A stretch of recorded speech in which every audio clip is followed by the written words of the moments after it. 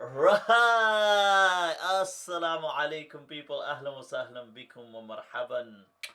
You're doing it. You're doing it. We is back, people. We is back.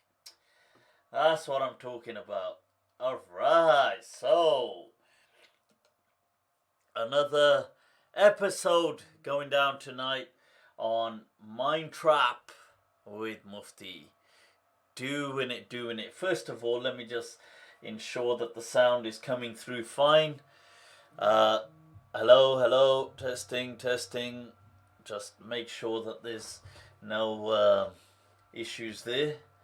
I'll just bring this up slightly so you guys can hear me more clearly. Alright, people. Whoa, that was a bit too loud. Alright. Just check what the Facebook people are all fine as well. Alright, where are the Facebook? My Facebook gente. Alright, people, just making sure you can all hear me fine. Imi, Amir, Hannah, Shaz, Claire, you're doing it. There's no audio. Somebody's saying there's no audio. There should be audio. I think there should be definitely. Right, it's good. Yeah, somebody says it's good. Cool. People, vampire shift's going down. Well, we've got with us today, let me just bring up the profile first of all. Tonight's esteemed guest, people. That picture right there you can see is Mohammed Hanif, Bromtown, Birmingham's very own philosopher. Somebody who I've enjoyed many discussions with previously. So, without further ado, people, ahlan wa sahlan, you are live. Muhammad Hanif, how are you doing, man? Assalamu alaikum, fine, thank you. Shukran, first of all, muchas gracias for taking the time out for us. I appreciate this. I know you're not a vampire. No, I'm not. I might fall asleep any moment now. Well, it's all good. As long as we can kind of just benefit from the barakah of you dozing off whilst sharing some of those philosophical gems.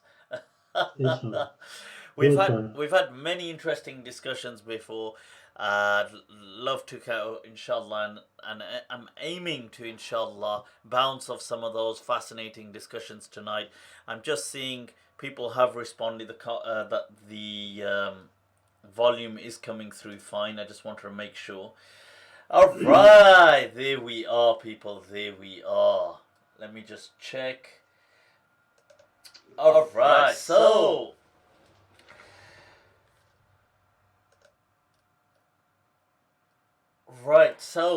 sorry about that. Ustad, if I dare call you that, within falsafa, within philosophy and Islamic theology, and you do have just a bit about yourself, if you don't mind, for our viewers who ain't so familiar with you. I mean, you're from Birmingham. You developed an interest in Islam, did you not? And you did some pursuit of studying in universities and also in philosophy. Yes, just a bit about that in maybe a few sentences, a paragraph, if you'd like. Always been interested in pursuing knowledge about Islam. Fortunately, when I grew up, difficult to get traditional knowledge, study with a sheikh. You had to travel to a madrasa. There weren't any in Birmingham. And so I studied from books in English. Eventually, I took a degree in Islamic studies at Birmingham after first having done other work. And then took a master's in philosophy at Birmingham. I've studied a few shields. You also have an interest in art as well. I like to draw, that's all.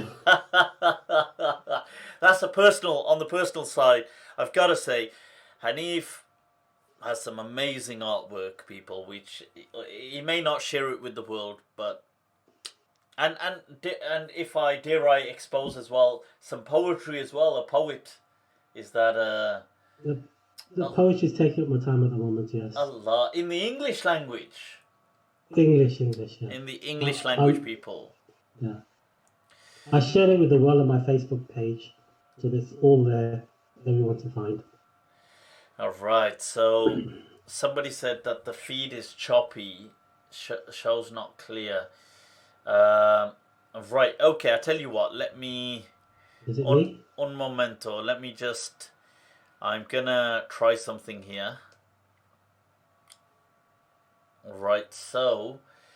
one moment. I'm just hanging there, folks. Okay, let's see. I'm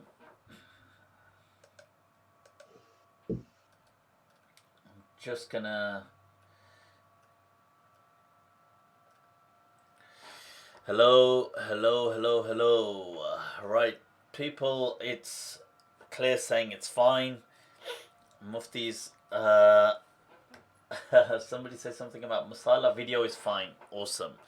Right, what I did was just refreshed it. Sometimes what that does is it does get rid of the glitch. I've also shut down 1-2 things in the background to assist. But I have, people, just so you do know, I've alright, let me bring this up. Need to lower the bitrate. Yeah, the bitrate is lowered already. I have actually set up for I've got a much more powerful machine. I'm just waiting on the cable to arrive with this COVID lockdown. They've kind of, just delayed some of the posts, but as soon as that comes, things will be even more epic. Right, so I think that's good. Let's get a move on, people. So, Hanif, I know we've kind of spoken a lot in the past as well, shared some thoughts and ideas on quite a few things within philosophy. Are there any particular areas within philosophy that have always appealed to you more than other aspects, or any particular philosophers per se? Probably metaphysics and ontology. Wow. Okay. So just for our viewers as well, ontology. I mean, Sure. what do you mean by what's meant by ontology? Ontology is a study of being as such. You're cutting out. Can you hear me? Yes, I can hear you fine. Okay. Yeah. So it's studying what exists at the most basic, most general level. Not studying individual items in the world, such as animals or plants or the aspects of the universe, but studying what is fundamental with at a fundamental level, which unifies all of those. So it's a kind of like a study of being in and of itself, isn't it? Like a kind of like one is like, what does being actually mean to some extent, and from a philosophical perspective. And the categories of being, so you've got substance, you've got predicates, such as being as in time. Being within time, did you say? Yeah. Right. Okay. That's fascinating. I mean, time in and of itself is fascinating, and a huge discussion in itself, really, about like whether it exists. I mean, whether it exists just simply as a phenomenon, as an illusion, as physics would kind of portray. So ontology looks at things like, does God exist? What is the nature of God? What's the nature of causality? Things like that, really. That's interesting because, causality, I mean, this is something that's been at times kind of thrown back and forth between, let's say, people of science and people of theology. We see certain things, I pick a hammer and smash some glass, and I see it smashing with me doing that. me striking the hammer, and B, the occurrence of B, the glass shattering. Is this, nobody's denying the linearity of these events, but what's called into question is that, is this hammer really smashing this glass? I mean, is this, or is this simply correlation, or is this causation? And people of religion, people of theology have had a lot to say about this, and sometimes certain things which I find strange. I mean, where do you find yourself in that? Is God the ultimate cause behind all things? Yes, certainly God is the ultimate cause behind all things. Is he the direct cause behind all things? That's where the debate is. Does God operate through secondary causes in the universe, or does he directly operate? All things happen because of God's direct command. And it's up for debate. The mainstream Islamic position, orthodoxy, is that God directly does all acts. He's the only agent. And what appears to be the acts of things are in reality, God is making those things happen. So just, and we acquire the responsibility for those acts.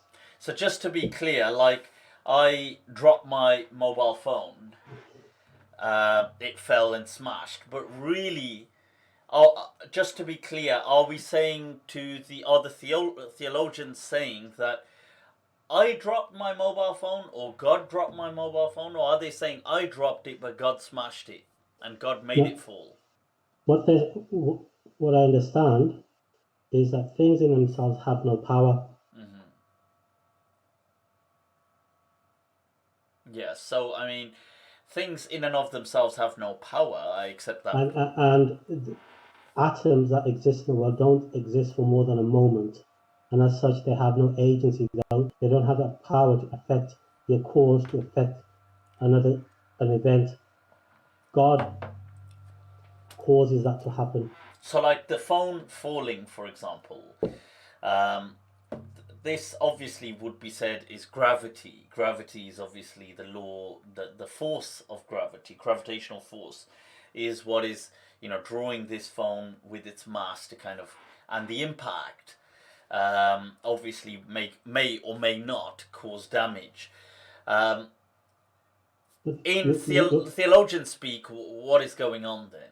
What do you? Well, it's different levels. So the apparent level, you're dropping the phone, and there's a force of attraction between it and the globe, and that's what the phone smashes. But at a deep fundamental level, the atoms or the particles that make up the phone only exist for a moment. They only exist for what, sorry? Momentarily. They exist momentarily. So, they're only accidental. Right, so, okay, this is interesting. Yeah. God recreates them at each and every instant. Okay. So since they only exist for momentarily, they have no effect in themselves. Their continued existence is being preserved by God at all times. So God is in effect effecting the action. Are we saying this is like each moment is like an individual frame within a movie? Yeah, is that what we're saying? That's the sort of metaphor that's been used. Yeah. Yeah. So God is creating each frame. And the frames are happening the frame rate is so fast that we perceive it as a continuous flow of events.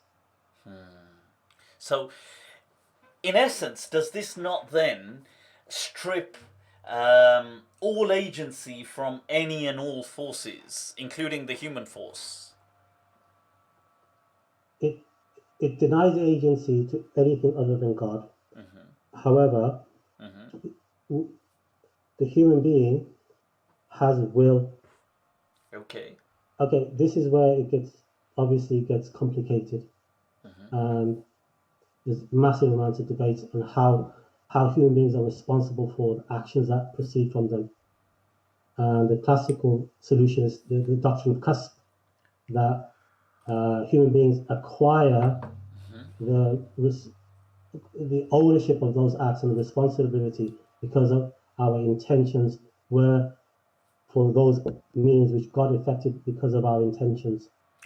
But if we're saying, so for example, let's say a person, a murderer has a knife and he stabs someone. Yeah.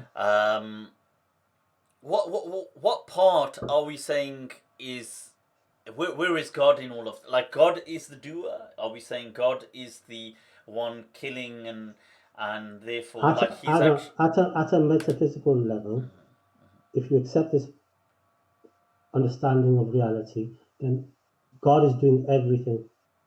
Human beings, however, have moral responsibility because they intend their actions.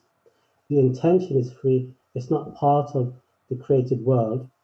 So human beings have the will to choose an event which has already been affected by God. But if the event is simply constrained by all forces which ultimately are just God, like when we said he's recreating every second, he's recreating every frame. So the next frame, like all of these frames are just simply being created by God. What could my intention possibly do to alter that? Your intention, well, this is where your intention and God's, or my willpower, let's say, your willpower and God's other taqdeer of what happened in creation align. So you intend that which God knew you were going to do, and He has effected a change. Obviously, this deals with divine omnipotence. That God knows what you're going to intend before you do it. He enables that act to occur because you intended it. That this is the way the creation has been made. So this is the mechanism of the creation. If we're saying God, yes, I mean, one is God knows, as in God's knowledge encompasses all things. Okay. One is that he is ultimately decreeing at the same time that you do this. Are we saying he decrees? Because, I mean, if he it depends on what you mean by decree. As in, is it all predetermined by God? If it depends on the position, depends. In Islamic Orthodoxy, we believe that we have free will. Yeah, if we don't have free will, we have free will, exactly. If we have free will, otherwise we wouldn't be morally accountable for our actions. Exactly. So, but then, if all forces are directly being controlled by God, does that not negate the concept of free will then? No, because the human will isn't being forced by God. That's the thing which is free. Yeah, but if the forces around, like, if I don't have, like, ultimately, if I am doing, like, it's different. Let's say a person decides to harm another person. So, like, I gave the scenario of, because it's not a good scenario, but the reason I gave it is because it's so clear. Like, as in somebody, they murder another individual. Now, this is so, everybody knows what's happening here. Now, if I have the agency and free will as a human being to do that, and therefore I'm held accountable for it. But if for me to do it, God has to do it for me. So, like, I want to do this, but the force moving through the environment, the kind of to push the blade, the force that's going to allow the blade to kind of enter into the body is really just the hand of God. Then can one not say God is equally responsible? Because I'm just saying that in that case, because if I'm the perpetrator, but God is also the actor. I mean, who's the actor in this scenario? You are the actor. Yeah. God, the reality can't be any other way, because the idea is that things in themselves have no power. For there to be a creation, those things have to be given causation by God. Why can't it be that God has created forces within this universe? I mean, because that's how I would understand. That's how I understand this. That God has already created forces within this universe and lets them be. Like gravitational forces, you've got different kinds of forces, electromagnetic forces. He's created forces of nature, and these things can just be. And within them, they can interact. that's the other position. That is another position which has existed within Islam. So Islamic philosophers have held that, such as Ibn Sina, Al-Farabi, also Ibn Rushd held that view. That goes back to line of traditional philosophy, dealing with the idea that things can have inherent powers, and these inherent powers are endowed by God. Does that not seem to make more sense to a certain extent? Because on the other hand, if we're saying God is directly, like let's say the phone example that it drops, in this case I'm just saying, oh, my clumsiness dropped it, and therefore the objection would be then that if you could then just as easily say, well, why did God allow your knife to have an inherent power to cut someone's skin?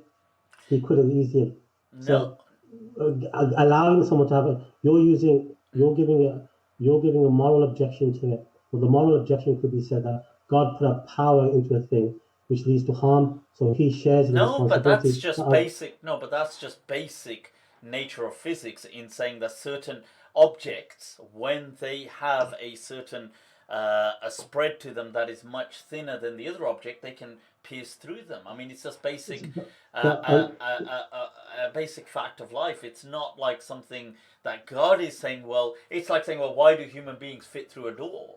You know, why does something sharp, when it's that sharp, the edge of it, why does it cut?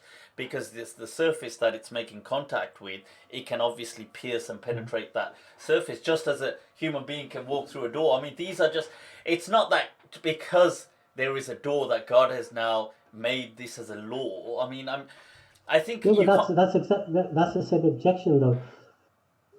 You're saying there's a law, but who created that law? Who created these inherent powers?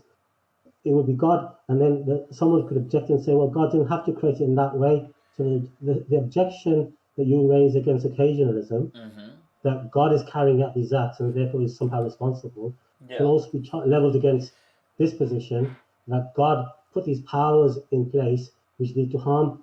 So it's just like you said, that this is just a simple law of nature. Well, under the occasionalist view, this is the law of reality. Reality can't be any other way than God doing. But is that not like, okay, this, in saying that, let's say reality in life, in creation, in the cosmos, God has set laws in place.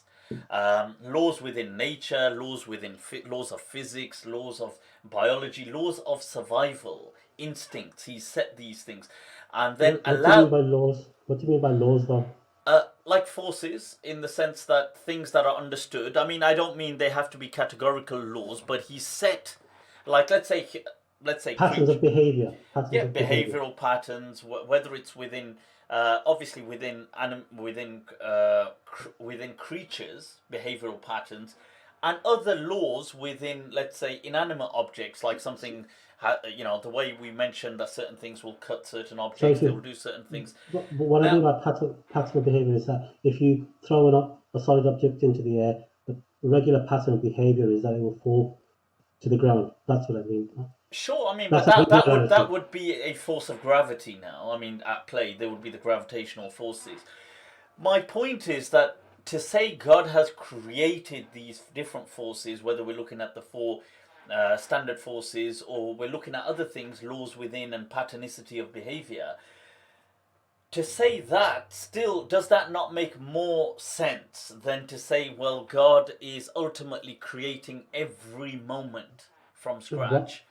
What according to what criteria does it make more sense? Is it because one seems more because on one hand we're saying natural for you? No, because on one hand we're saying that God then, because in some of these textbooks they would say, well, like they will say, the theological textbooks, they will say, well, when a person killed someone, the actual doer is God.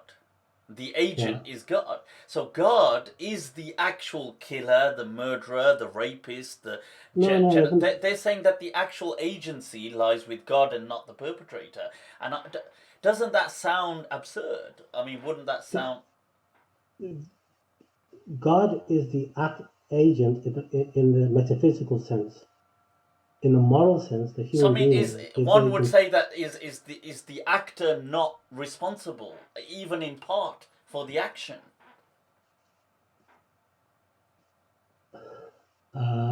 I don't believe so. That's the point. The point being, creation has been done in such a way that you have a free will. God, as it were, implements your intentions in nature because you yourself are incapable of doing that. Incapable of what? Sorry, incapable. Incapable of enacting your intention in nature on your own. You What? can't do without God's power, can you? How so? What do you mean? Like, Because you have no agency. You have no agency under this philosophy. yeah, Because but I mean, every part of you, every instance, you are being continuously being created again and again. but if God has set agency as part of his laws, that you, nature, instinct, behavioral patterns, whatever you want to see, these things already have agency. So you can, if a person does something like murder, he is responsible because God gave them free will. But if we're saying, well, every time a person does murder, he is the apparent actor and the invisible actor is God, then that is like it's a joint venture, is it not? Are we not holding? Why are we not holding? I mean, one would argue that why are we not holding God responsible? Then is that not an argument made against all of this? If we're to say something that God is the actual agent behind these actions. Because God affects the actions that you intended to affect. I think this is a silly objection, but yeah, you could say it if you wished. No, but Since would you feel? God can't be judged. God can't be judged. We can't judge God. Yeah, but it's not about. You see, if God is calling us to believe in Him through sound reason, which He is, He's saying that, look, come on, like, think. Does this not make sense? Does this not make sense? And we look at it and we say yes, and then He's reminding us that He is Ar-Rahman Ar-Rahim, which He is. And He's reminding us that He is not a tyrant. He's not oppressive. He's not somebody dhallamun lil abid, somebody that transgresses against his creation. Then the question is, well, in these situations, we do seem to be seeing. I mean, by that description, would you not feel that by that description? No, because you're treating God as a moral agent like human beings, as a partner in crime. But God can't be treated in that manner. Don't you think that theology from that perspective just falls apart and it's quite absurd? I mean, doesn't it come across absurd? Would you not feel that? Not on that account. No, not on that account. I don't personally think it does. You obviously do. I mean, I would feel it comes across quite absurd, actually. I know it's many people do maybe in the textbooks adhere to this, but I think if you in real life they would be quite embarrassed to say it out loud, like, and I think the general Muslims, I don't think they would actually. I don't think they actually believe that. But with the ones who haven't studied the books, as in haven't studied dogma and creed, because in creed they kind of told, okay, you have to believe this, so they know it as a kind of fact of information. Just as like you're told water boils at 100 degrees, although that is an actual fact. But I mean, let's say you're told something and you memorize it. So they kind of memorize things, but I don't think they actually believe that in their heart of hearts, that God is the one that's doing the actor as well, the kind of agent in these bad actions like murder and genocide and and causing starvation and causing cancer. God is causing. Would you say God is causing cancer? So who is causing cancer then? What's happening there? Yeah, but no, it's actually cellular malreproduction. So God has set a system in place which is in the DNA, and the DNA is replicating the cells, and sometimes by its nature there's malreproduction. So it's a cellular kind of issue. It's not God doing it. But you're bringing a moral objection to this sort of philosophy. You're saying this puts God in a bad light because He's actively participating in something which is harmful and evil. That's what your basic objection is, isn't it? I mean, is that not a valid objection? But then you've just said there that God has made cells reproduce, but some reproduction of cells increase at a rate which causes cancer.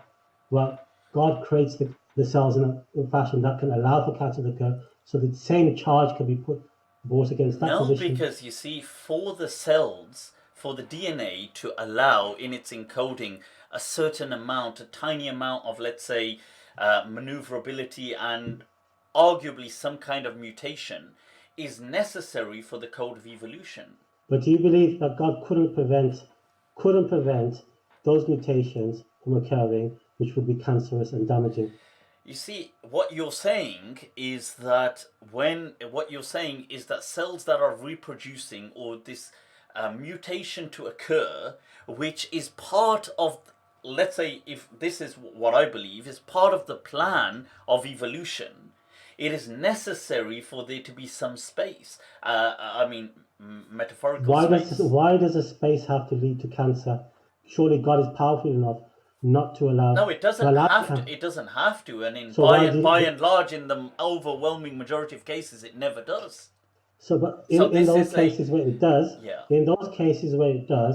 the sort of moral objection that you place against occasionalism can be said about this position. No, because you see, this is now. So, for example, you inherit your DNA structure from your parents, who may have. Okay. So, for example, maybe they had been exposed to something. Maybe they had lived by certain areas. Maybe they had done their DNA as it kind of combined to make your DNA. This is what you inherited. You're missing my point. To blame that on God, to say, well, God made me have this DNA. That's not, that's not how it kind of works. That's precisely the objection you said about the first. But I would say that God did not make you have that DNA. That's not how it works. But the point being, the way it works is how God has made it work, even under your account, and under your account, He's made it work in such a way that you have cancer, you have leukemia, no, and you don't find that no, God is not making you have cancer. No, but He's brought a system about where leukemia can happen. Because that is akin to saying that because God has created the law of gravity, God has created the ability for humans to fall over. Yes, exactly. Yeah, but that's natural for the. That's no, it's not natural. See, but that's a byproduct. That's a point. byproduct of gravity. Like if I fall over and break my arm, and then I say, well, if God never created, or if God created gravity with a way where we could never fall over, then that would have been more wise. But but gravity doesn't work that way. But what if it did though? What I'm saying to you is the same objection you're placing about occasionalism can be said about what you're saying. You could have, for instance, a creation in which, for instance, young children don't have those nerve fibers that cause extreme pain. Is it the C and D fibers? There's certain nerve fibers that cause extreme pain. Imagine, for instance, until at puberty, a child doesn't experience extreme pain. That is physically possible because the body can go through changes. What do you mean by, as in God kind of, he hardwires them not to have any sensory pain? Is that what we're saying? Any extreme sensory pain, okay. And pleasure, or just pain? That the nerves would be kind of muted out until they attain puberty. Is this what we're saying? It could happen, but that would actually be that would be actually very counterproductive in terms of survival. I mean, the human beings survive on the basis of pain, and what if it was extreme pain? Reflex, extreme pain. What about extreme pain? You could still have a flinch reaction without having extreme pain. Yeah, but now what we're simply saying is once there is a capacity for pain or pleasure, they can be kind of, what we're saying is you can max them out. There's a ceiling effect, or, you could kind of max them. And you're saying they should never, not that there should never be a ceiling effect, but that should have been muted out. A dampening effect. Dampened out for Are children. you saying it's impossible for that to happen? No, what I'm saying, no, I'm No, not it saying isn't. about It isn't. It isn't. impossibility, It but what isn't. I'm It isn't. saying is that What I'm saying, that, but hold on, yeah, please, Mufti. mhm. What you're saying is Yeah, the way gravity is, or the way the world is. That's just how it is, and we can't complain. Oh, the gravity made me trip and fall and hurt myself. But the objection that I put against you, that well, that could have been changed because God put those laws into place. hmm Those weakens the gravitational force at that strength hmm was God's responsibility. That's exactly the same critique you made about occasion. That God is allowing the knife to cut. God is the actor. Both are moral objections to what God no, is doing. but they're massively different. You see, They're because exactly the same. that you see, and I'll tell you how I see them as different. I see them different in the sense that in one, you're saying that there are laws within nature. There are, let's say, dynamics in nature in which gravity is an example, or other things, behavioral instincts, or whatever you want to say. And God has ultimately wired them into, let's say, creation, Okay. but then He's given freedom of like choice, freedom of action. He's given intelligence to kind of work around things. He's given defense mechanisms, and He's let you be. That's exactly what's happening under the occasional Muslim model. God How is has that? How is that because possibly happening? you still have freedom. No one is denying that you don't have freedom. What It's kind of just that freedom what's is there if God is literally the he one that does. is taking your hand and putting it round the other person? I mean, Okay, let's take tripping over and okay, falling. sure, Okay, sure, sure. okay. Under your account, God has created a law of gravity Mm, that if you stumble and you fall, you will hit your side, fall and trip over. Yes, yeah, God has put that law in place. yes, yeah.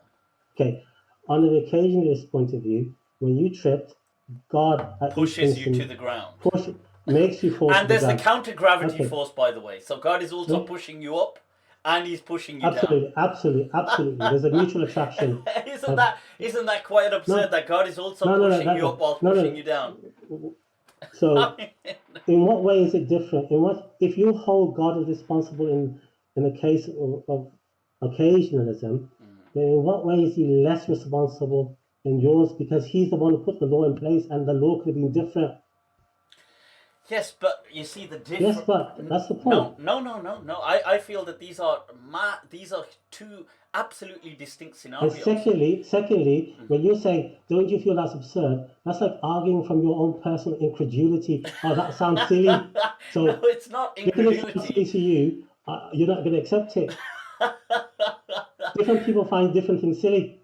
It's true, but one would say that is silly. I mean, you have if God is working on every time a person falls, it is actually God pushing him to the ground. Every time a person is killed, it is It's God not killing. God. No, it's not God pushing them. It's the world is being created and recreated at each moment, so it looks as if you're falling to the ground. That's all that's happening. But I mean, who is the force that is pushing the person to the There is ground? no force.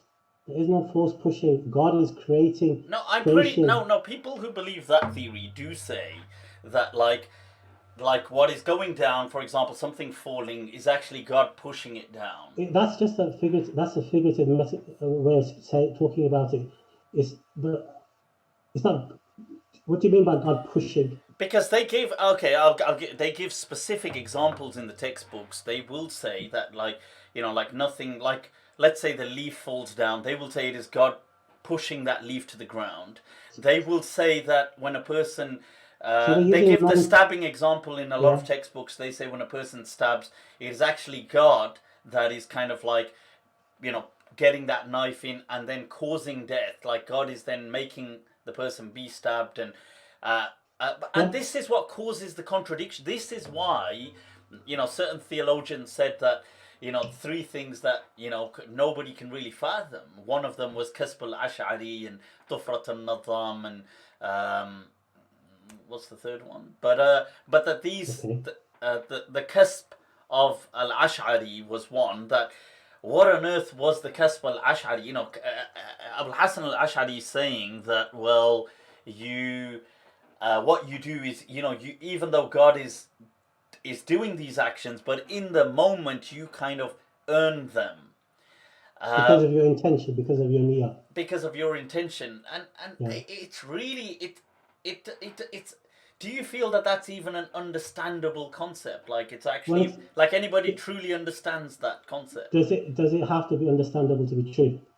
First of all, I mean, do you understand quantum physics and all that stuff? No, I Because mean, apparently it's true, but there's a famous saying: if you think you understand quantum mechanics, you you don't really. Yeah, Yeah. true. And when we're talking about the fundamental level of reality, it may be that we are not capable of understanding precisely what happens. That's the whole point. Debate over causality has been going on since the time of Aristotle, 2,500 years ago at least, 4,000 years ago. Yeah. So it's not And just to be clear, it's a solution to it. I know a lot of. You see, this I'm arguing this from within, just in case some people. I know people will disagree, but I'm arguing this within the Sunni paradigm. I mean, these have been the views of the great people like Ibn Rushd. These have been the views of other Sunni kind of perspectives that may have seemed counterculture to Abul Hasan al-Ash'ari and arguably minority. They're a minority view within Sunni Islam. Within Sunni, but I mean it's a minority, but it's a position. Yeah, it's a position. But I feel that especially in this day and age, when religion is much more under the microscope and people are, it's not the day and age. There was a time when you could just say certain things and people, even if they weren't really happy with them, they would just accept them. So a moment ago, like when I said to you that, but one could argue, could we not hold God to account then?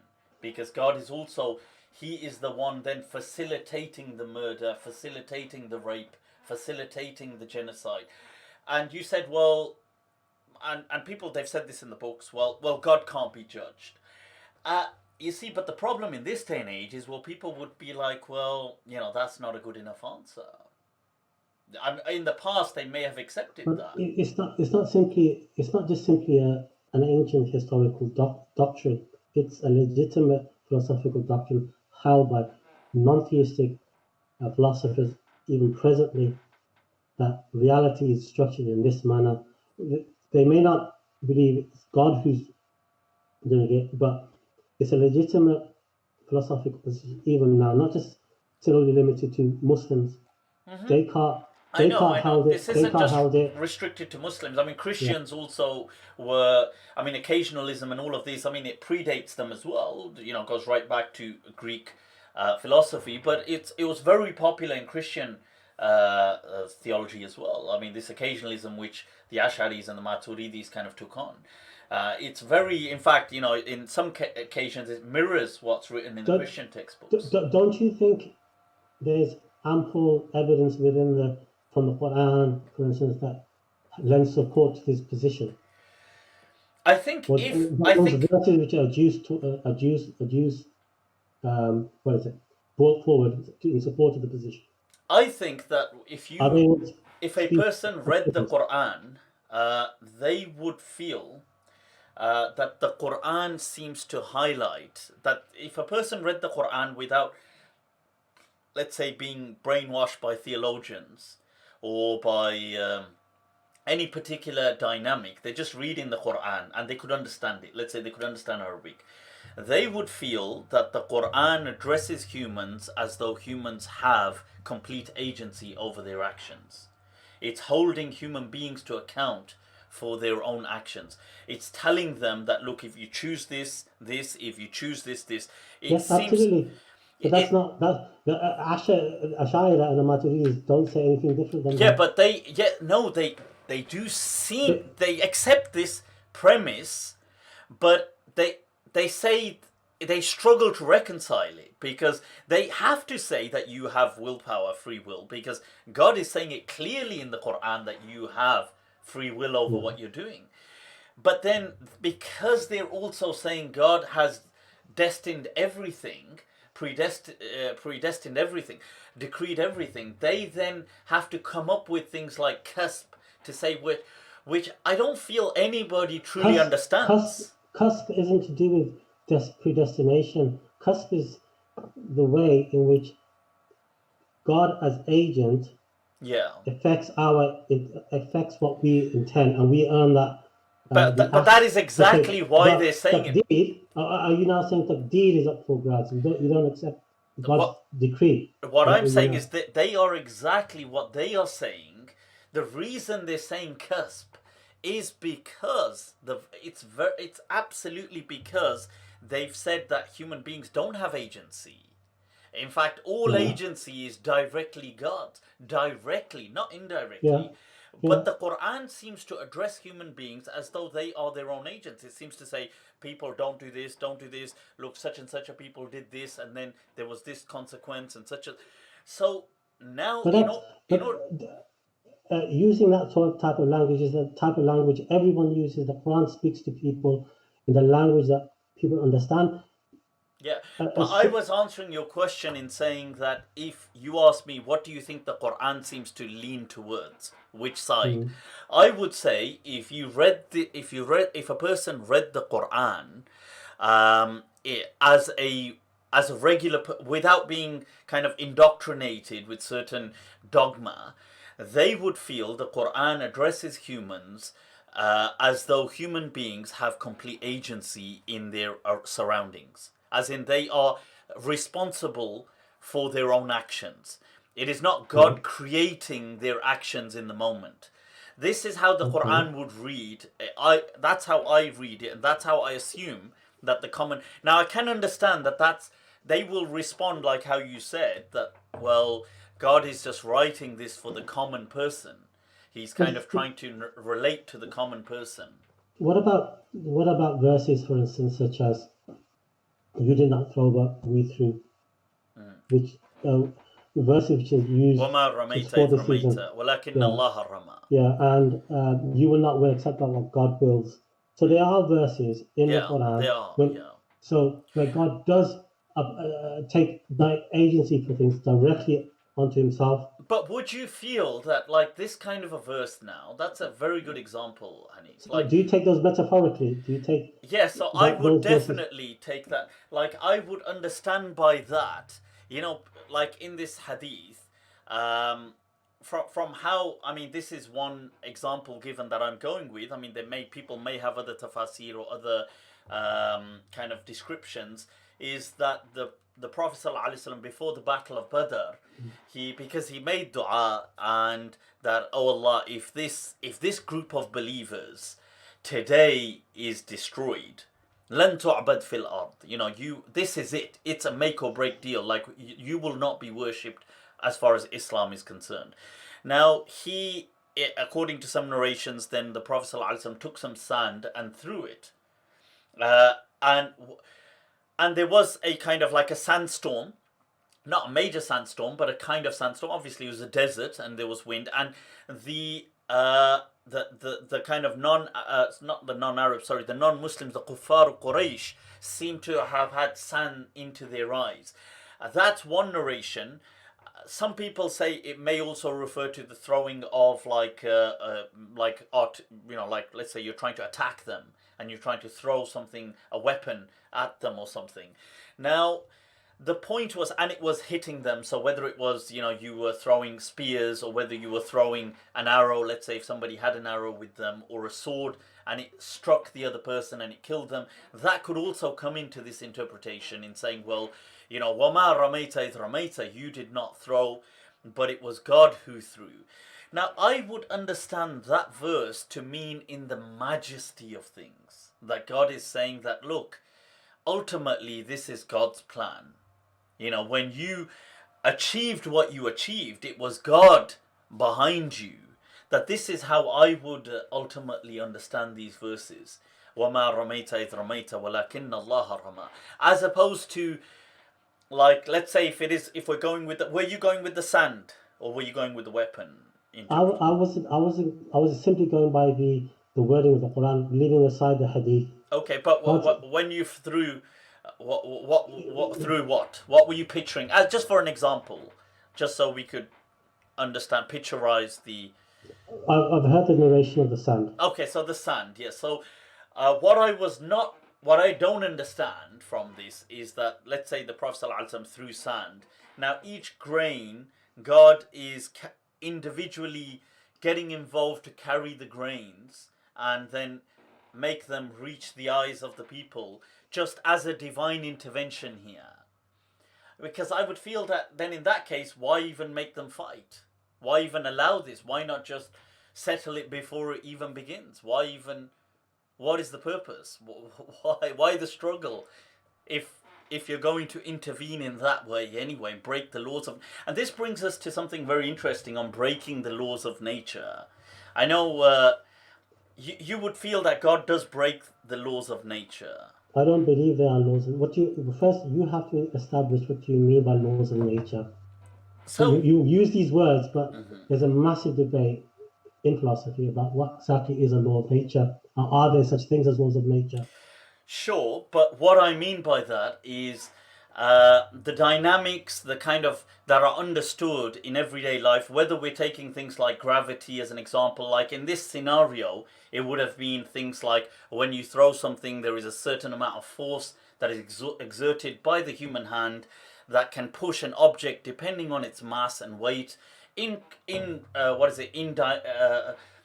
accordance with the gravitational pull at the same time. So obviously I throw this object. So, gravity is also pulling down on it whilst I'm pushing it further away. It will kind of go and then eventually it will land. That's just part and parcel of the laws of nature around us, of our surroundings. So are these laws written? I mean, laws are normally written. Are you using the word law as a metaphor? Right. Okay. Forces. I mean, you can use forces. I'm fine with. I'm not. What makes these forces behave in exactly the repeatable ways in that same pattern? Right. Why does the force of gravity behave the way it does always and doesn't change? So I would. What makes it a law? What makes it a law? So I would feel that it is God that has set laws into nature, into His creation. That's how I would believe that God has set laws. Like the gravitational law is a law that God has set, a force that Allah has made part and parcel of His creation.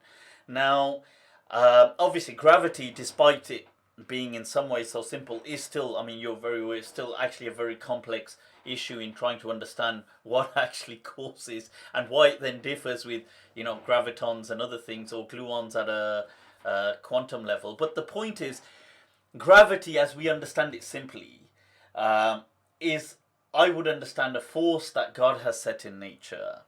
Okay. But He is not, you see, the difference is God doesn't have to, so when the phone falls, or a person falls, or something falls, it's not God having to now say, well, okay, now I'm going to pull this thing to the ground and smash it.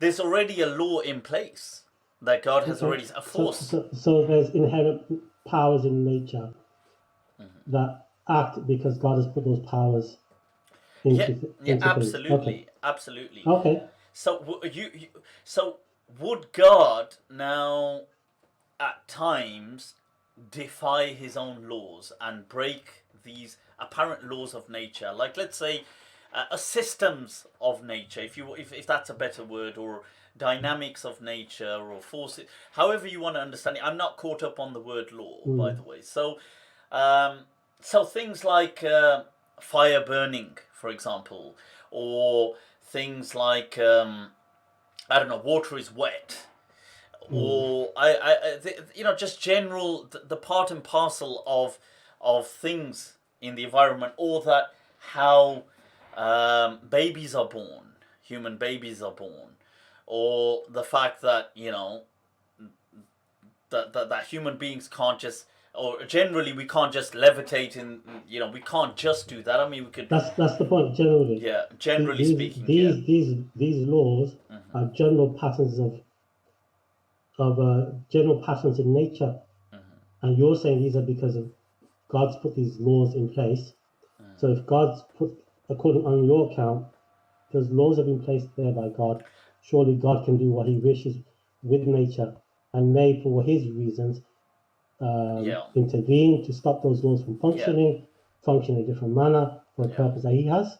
I don't see anything wrong in that. I mean, I know somebody said, look, about water isn't wet. I've just speaking as a figurative speech, I know that's in relation. Obviously, the particles are in relation to other particles they make contact with, and it's the experience that is felt. I'm not getting into that. I was just mentioning that how dynamics exist in creation.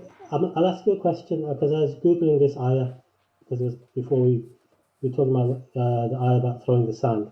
Sure. وَاللَّهُ خَلَقَكُمْ وَمَا تَعْمَلُونَ. Allah is created you and what you do. That's another text that's been used. How do you interpret that one then, that ayah? God is the creator of what you do and what God is your creator and the creator of what you do. Yeah, right. Okay, true. Inna Allah khalaqakum wa ma ta'malun. Now here, this has been interpreted differently. I mean, you're probably aware of that. It's not been classically always understood as all of your actions are included. Because one way of understanding this is like in the verse, Inna Allah khalaqakum wa ma ta'malun. So this is like وَالَّذِي تَعْمَلُونَ. Okay, that's one way of understanding, and that which you have done. Yeah. Or So the murder, God created the murder, and you're no, so for your that's one example. way. Yes, so he has created the murder. So God has created the murder, going by that example. The other is that this, if this is like ma mastariya, he has created you wa a'malak, and your actions. As in here, actions, if it was ma mastariya, it would turn it into a verbal kind of noun. As in Okay. your ability to act has been created by God. So that in Allah khalaqakum, and your ability for action has been created by God. So he has created you in a way to have agency. So you have agency. So it could be understood in that way as well. Now, and hence the classical debate on all of these kind of things. But in relevance to this as well, and the question that we were just discussing as well, miracles, and this has been a huge. You were saying it's being interpreted that way. Yeah. I mean, you've studied more tafsir than I have. Which Mufassirin have interpreted that way? Now, or is it a particular school of scholars who interpret it the way you said? Okay, so the issue here, there are a number of issues here, you see. A number of issues beginning with power dynamics and sectarianism. The problem is that the Quran, that's a very good question, by the way. So the Quran was revealed for about 200 years. There is no real tafsir that is around. I mean, you've got the tafsir of Ibn Muqatil and these people who, even though Imam Shafi'i said it's the best tafsir on earth, today scholars would dread taking some of the examples he gave. Now, Imam Malik was alive, Imam Abu Hanifa, all these people, they never told you what any of these verses actually meant. People just read them and understood them.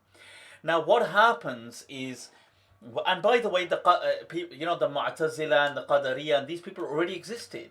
So Imam Malik comments on the Mu'tazila. He comments on these people.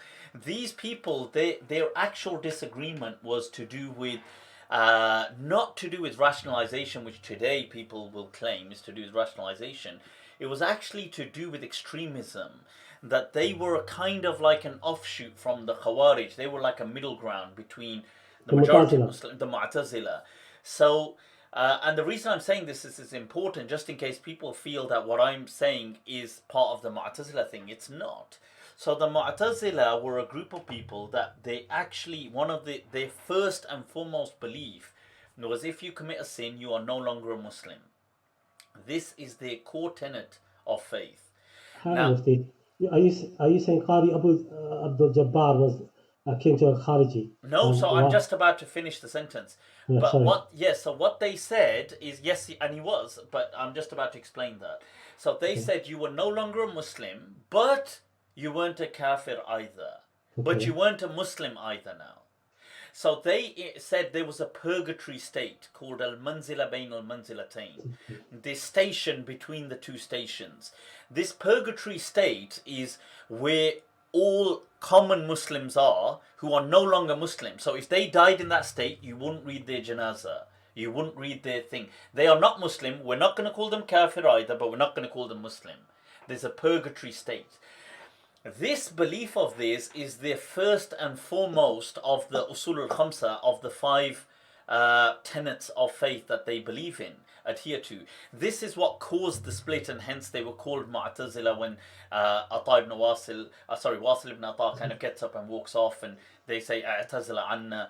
Now, these people already existed. You know, they were in the time of Hasan al-Basri, and they say, arguably, they say Hasan al-Basri was one of them. He's in the books of the Mu'tazila, is he not? Hence, one of the criticisms against Hasan al-Basri by Ibn Sirin and other people was that he was Mu'tazili. He used to call him Mu'tazili. And they also claim that obviously Sayyidina Ali was of this opinion, but that's a different discussion.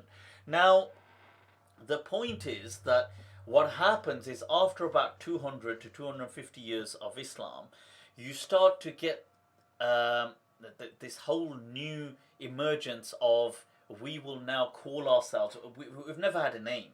So now we're going to call ourselves Ahlul Sunnah all of a sudden. And who comes up with that? Allahu A'lam. Some say it was Abul Hasan al-Ashari came up with it. Some people say somebody else came up with it. But it begins with Imam Ahmad is one of the key players who comes up with this whole discussion of the Quran and so on. And this club emerges that we need a set of rules to chuck people out of this club. Like, who is part of our club, who isn't part of our club. We need more tighter rules. And this develops, and then along the years, tafasir develop, and now there's already clubs. You know, are you part of this club? Are you part of that club? So Sunni thought has been kind of like stifled, and the whole thing has been really, along the way, unfortunately, people have suffered. Because as a reaction to some Mu'tazilis, some Sunni scholars started to dumb down their own theology, because they started to say, well, you see, because the Mu'tazila, not in the early days, but by the 3rd and 4th century, they were huge linguists, and they started to obviously study philosophy and things like this. So they started to catch out faults in the mainstream narrative. Now, as a reaction, instead of kind of saying, well, look, let's counter this. The Mu'tazili claim was that you guys are using your aql. No, sorry, you guys don't even use your aql. Look, this sounds dumb. So as a counterclaim, instead of saying, well, actually we are using our aql and we're using it like this, the stubborn reactionary kind of stance became like a bravado, what I call a reactionary bravado kind of complex, was that it's dumb to use your aql anyway. You know, you people use your aql. We don't use our aql. We just go with what is said here. And this stance emerges, this kind of dogmatism based on a kind of bravado, reactionary bravado to the Mu'tazila, who were kind of mocking them. Whereas what they should have done was taken ownership and said, well, actually, you know, we interpret this like this, but we do use our intellect. The intellect is an amazing gift. So you're saying that yeah, the Asharis and the Maturidis weren't using the intellect to refute the Mu'tazila. right. They were as dogmatic as, say, the traditionalist Hanbalis, who said, it was like Al-Barbahari. Barbahari and those people. Yeah. Right, now, so no, that's not true. So the Ash'aris in the early formation were people who prided themselves on the intellect. So hence, when they begin, they were all about reason, the voice of reason. Abul Hasan al-Ash'ari was a Mu'tazili after all. He was somebody who... he was the nephew of Jubai, Abu Ali al-Jubai after all. I mean, he was a Mu'tazili, born and raised Mu'tazili, a person who prided himself on reason. Al-Baqilani was a major, proponent of reason. Malik so I don't understand how you can say they were being dogmatic. No, but what happens against intellect when you have in the generations that come after, right? What happens is the Mu'tazila start to rise. They were already there. They start to kind of make a lot of A lot of them are linguists. They were already there, but this culture starts to emerge. Like sometimes maybe the discussions we're having now, in 2 generations, although this is an old discussion, but if it was new, in 2 generations, people, there may be a reaction more visible then. So what's happened in later Sunni thought, not that later, but a few generations later, you start to see as a reaction, instead of taking it by the horns, they start to dumb it down by saying, well, you know, you mock us for not using our aql, for not using our intellect, but we're not meant to use our intellect in religion. Who says that? Who says that? That is actually the common standard response now, and for many centuries. But then you're saying it happened then. Was Durrani Imam Durrani not using his aql against the Mu'tazila? Was not Baydawi using his aql? Okay, so I feel that Imam Ghazali. Right. Okay, Ghazali actually, I feel at some point supports this argument of trying to say, well, the reason we need to dumb it down, as in because Imam Ghazali, I think, massively influences this whole dumbing down approach, because not in his early years, and maybe not in his absolute final years when he switches back to becoming a scholar, Islamic scholar of like usul and fiqh and stuff, but in that whole kind of soul-searching gap he does in between. He studies philosophy and he loves it and he does all of these things, and then he feels that he's kind of lost in this abyss. He feels that Islam doesn't see, I can't seem to find the answers anymore. And maybe, according to some, he becomes a kafir, or he leaves the fold of Islam, or maybe he doesn't. But he definitely starts to doubt Islam and doubt things around him. And then he feels that the only way to really find certainty is to not use the voice of reason and to kind of just dogmatically hold on to the faith. And his Munqidh min ad-dalal, his kind of book on saying, look, I did all this soul searching and I did my genius exploration, and I feel that there are no answers ultimately, and we need to kind of just take a leap of faith.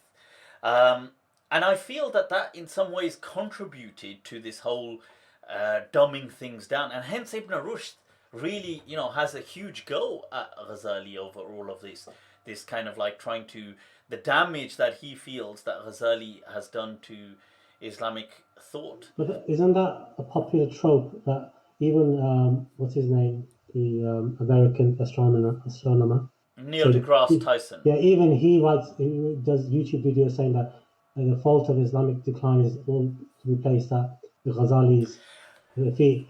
It's like it's become something popular. Okay, I'm not saying. It's like I don't think that's true. Okay. There's been studies that philosophy carried on in Islam. Yeah, that is true. So Ishlaqi school in Persia, even amongst Fakhruddin al-Razi. Ghazali simply wanted to stop ordering people from pursuing philosophical debate, and the higher knowledge he reserved for. He said the higher knowledge of God could only be achieved through, not through the intellect, but through a sort of revelation, a personal divine revelation internal to a person. But he didn't deny aql as such. Just to clear up, right? I don't fully go the way, let's say, Neil deGrasse Tyson has said, but I feel that he does have some truths to that claim. I think you see, it's been a while since I watched that clip of Neil deGrasse Tyson saying that about Ghazali. If he said it because I can't fully recall it, but I think he did say as in he was everything was doomed after him. It was just like a tsunami. I don't agree with that, but I do agree with he contributed to what became this dumbing down approach of Islamic, this voice of reason within Islam. So even like you mentioned Razi, I feel Razi is amazing because he's a pushback attempt. But he's kind of taqdis al-aql, the whole thing of this the sanctification of the intellect. But it's not really doesn't seem to be taken on much further. Like people It, say it, it, but I agree there were I philosophers mean, after him that existed uh, after Ghazali. considering Ibn Taymiyyah wrote a massive, book, doing objecting to Fakhruddin Razi, a little tiny book on intellect. I Yeah, think he had a massive impact. I think there's an ongoing debate in Islamic history it over has been. those who wanted the intellect to have a preeminence in understanding the revelation, and those who relied upon text. It's ongoing debate even up It until is. now. But But I would ask, how does one understand anything if not through the voice of reason? How do you understand? How do you arrive at any understanding? of course, you have to use your reason. You have Uh, to. uh, yes, So but your if a thesis that there was God, a dumbing. I don't accept your thesis that there was a dumbing down. That's the whole point. okay, so what I mean by the dumbing down, that's a good point because many people may also have that question. What I mean by the dumbing down is that so in Islam today, there is an image, right? So there's like a caricature, if you like, or an archetype of to really be connected with the faith.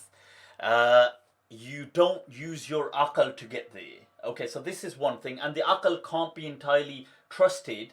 And we in fact have to even be suspicious of the intellect and reason. There's this kind of this shade, if you like, this lens. Also, adding to this caricature, is a dimension of, to really understand God, we need to kind of be like kind of hermits and ascetic, and true Islam is kind of like an anti-worldness, a kind of asceticism. It's like a giving up of the dunya and a kind of abandoning these kind of things. There is this kind of caricature that undeniably exists. I'm not saying most Muslims have it, but it's a respectable kind of like a caricature within the Islamic stage, if you like. This figure, this kind of archetype, its formation, Imam Ghazali played a key role in contributing to its formation with his Ihya Ulumuddin. His book. You don't think that had the colonialism, the massive impact it had on the Muslim educational system and the decimation of the ulama and the colonialism had that occur? That Sure, sure. we have this idea of the Maulvi, because pre-colonial Islam, to get anywhere in bureaucracy in the Islamic world, you had to be an alim, you had to have studied, and you had to have gone through a syllabus which included falsafa, tasawwuf, fiqh, and usul al-fiqh. So I don't think there was any dumbing down really. Now we've got to a stage where, for instance, you have just use a pejorative, a village Maulvi who knows hardly anything about the religion, can read some Quran, and because he is challenged by modernity, can't answer questions that people ask, he wants to reject the Akhl because of his limitation. So we have people now, for instance, who use the hadith, the statement of Imam Ali, Sayyidina Ali, about if the deen was based upon Akhl, we'd be wiping the bottom of our shoes. Which and not the top. And the top. Which, by the way, according to the Malikis, they do wipe the bottom. But yeah, I know. So you have you have all these trends in Islam. Yeah. I think a lot of it to do with after the colonial impact, and the Muslim was, as it were, dumbed down and retreated to a religious understanding of the deen, and an abandonment of science and of philosophy and the intellect. I would agree that colonialism has had a massive impact on religion that we see today. I'm not denying that. I definitely believe that. And the whole worldview kind of changed, and there was a return to fundamentalism as a reaction. So I actually feel today most groups that you see, like the most groups, whether they're Brailvis the way Brailvis are today, or Deobandis or Ahlul Hadith, these groups are actually ironically a modern phenomenon as a reaction to modernity. I definitely agree with you, but that wasn't my point. My point was that I'm not saying colonialism didn't have a huge, massive impact. It did. But I was saying that this image within Islam, that Islam, like if you had a hierarchy, the real Islam is really the Islam of this ascetic who is kind of, who is suspicious of reason. And reason, like imagine we had a dichotomy. Why do you have that image? I mean, I don't have that image. Imam, No, just to finish Imam, the thing, that imagine you only had a black and white, you could only put it as positive or negative. Yeah, just say we've got, right now we're dumbing it, we're restricting it, reductionist lens, that black and white, positive and negative, that's it. The intellect by this ascetic person would be placed in the negative. I'm not saying it's always negative, but if we had to, like if we had no choice, then it would not be in the positive, it would be in the negative. And they might rely on intuition in the positive. So this ascetic image that Islam is this anti-worldness, I'm not, I'm an ascetic, I'm not into the dunya, I'm not into stuff, and I'm not even into reason, and it's just be simple. I feel that Imam Ghazali definitely was a key contributor and somebody that cemented that image. And he added to this what I feel is actually I do feel it's part of a disaster for this ummah. I think there's nothing wrong with a person wanting to be ascetic, but to place this on the top of the hierarchy as this great man of God. I don't mean Imam Ghazali, I mean this person, this image, because they are suspicious of reason and because they are anti-worldly, I feel has had catastrophic kind of repercussions in the real world. But that's, I know people will find that problematic, and hence his book, Ihya Ulumuddin, the Malikiya, Qadi Iyad said, burn the damn book. I mean, all these Maliki scholars in Muslim Spain said, burn it. This book is absurd, because I know today people love Ihya Ulumuddin because it doesn't mean something the way it did back then, because back then it was new, this whole ascetic approach to Islam with made up hadith. But that's a different, but coming back to miracles, I think. Okay, miracles. What because this is, because you have what's your problem with the notion of miracles? Because as far as I understand it, miracles are in the Quran. There are hadith, a plethora of hadith saying that Prophet ﷺ performed miracles. Some say, if not individually, at least by meaning, they reach the status of tawatur. But certainly miracles are in the Quran, and I feel that you have your own framework which you impose upon the revelation. Don't we all? Well, hopefully not. To some extent. Hopefully not. You have your framework which you impose on the Quran, and then reinterpret things which are clear-cut miracles and give it a naturalistic spin. So for me, you remind me of someone like, say, Muhammad Asad. Okay, I haven't actually read. But Pickthall, is that Pickthall? No, that's not. No. He's later. Or even say Muhammad Abdul, for instance. Oh, Sheikh Muhammad Abdul from Egypt. Okay. But I mean, Asad was influenced by Muhammad Abdul. Okay. So I actually, although I haven't actually read much of Sheikh Muhammad Abdul, but from the few things that I have come across him, I do love his way of thinking.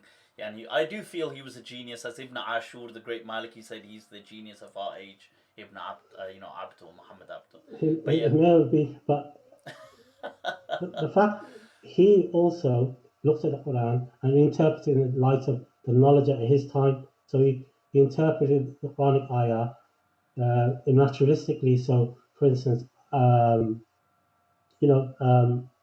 jinn could be bacteria. Yeah. We've got Muslims who say jinn are bacteria. Like Rashid Rida said that as well, I believe. Yeah. In his So there's this modernizing paradigm which saw, looking at what someone might term supernatural elements in the Quran, and think somehow this is backward, this is superstitious, this is something that Islam is against, and we need to be modern, we need to be with the age. And that in the 1900s, early 1900s, when science was advancing, Muslims seemed to be backward, and we had to jettison these sorts of beliefs to become part of the modern world. I think that with your interest in science and its achievements, your influence to read the Quran in that light, and then I think you're denying things which are known in the deen, that the Prophet had miracles, and the miracles are in the Quran. What, as an example, what kind of miracles are we talking about, and what kind? Are we saying denial, as in, and so just to picture it, or are we saying like as in explaining it in naturalistic, or seeing it? You see, because I'm seeing.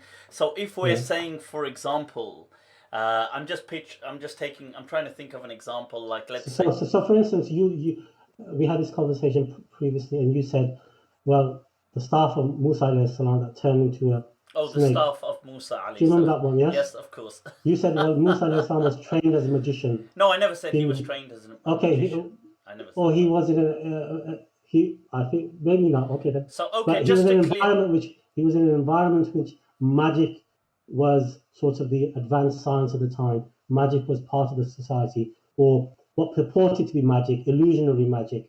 And Musa alayhi salam used an illusionary magic to combat the illusion of Pharaoh's advisors. And that actually was an illusion. Right, so yes, so part and parcel, just to clarify my explanation of what Musa alayhi salam said, and I have got a video clip on that, just setting the focus there for the camera. Right now, just to be clear, what I've said is that Musa alayhi salam, when he threw the staff, and it appeared to kind of be like a snake.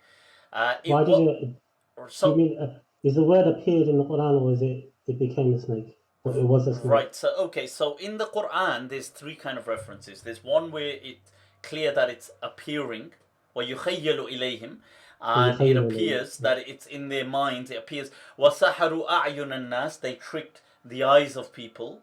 And in some it seems more apparent, and in some it's in the middle. So now what some people, they will take this, and I'll explain my mawqif, and then I'll show the other one, and we can kind of just take that apart. So my understanding is that yes, it was something, the Mufassirin say there was something to do with quicksilver that was being used. That most Mufassirin write in the Quran, in their tafsir, that the way the magicians' staffs, their sticks looked like snakes, because the Quran says their sticks also were like snakes, weren't they? So the reason it was like that, they say they had some kind of illusion using quicksilver, zibaq and things like this in Arabic. Now, whatever that was, Musa alayhi salam he came to learn of that. Now that, hence also with that quicksilver, I feel that was when, when it reacts to heat, and hence his hand, one of the signs was his hand glowing. When he puts it, because he added heat to it. You see? Okay. Now this is why when Musa alayhi salam is challenged by Fir'aun, he sets the time, that the time has to be at a certain time just after sunrise, when the sun will be shining down at an angle. So Musa alayhi salam, Fir'aun agrees that we will, at that time, we'll kind of meet up in front of people. And we'll put this to the test, because the sun, this mentioning in the Quran was a crucial point. It wasn't just like he said something just randomly. Right, now, coming back to, there's a crucial verse. Allah says that Musa alayhi salam threw his staff.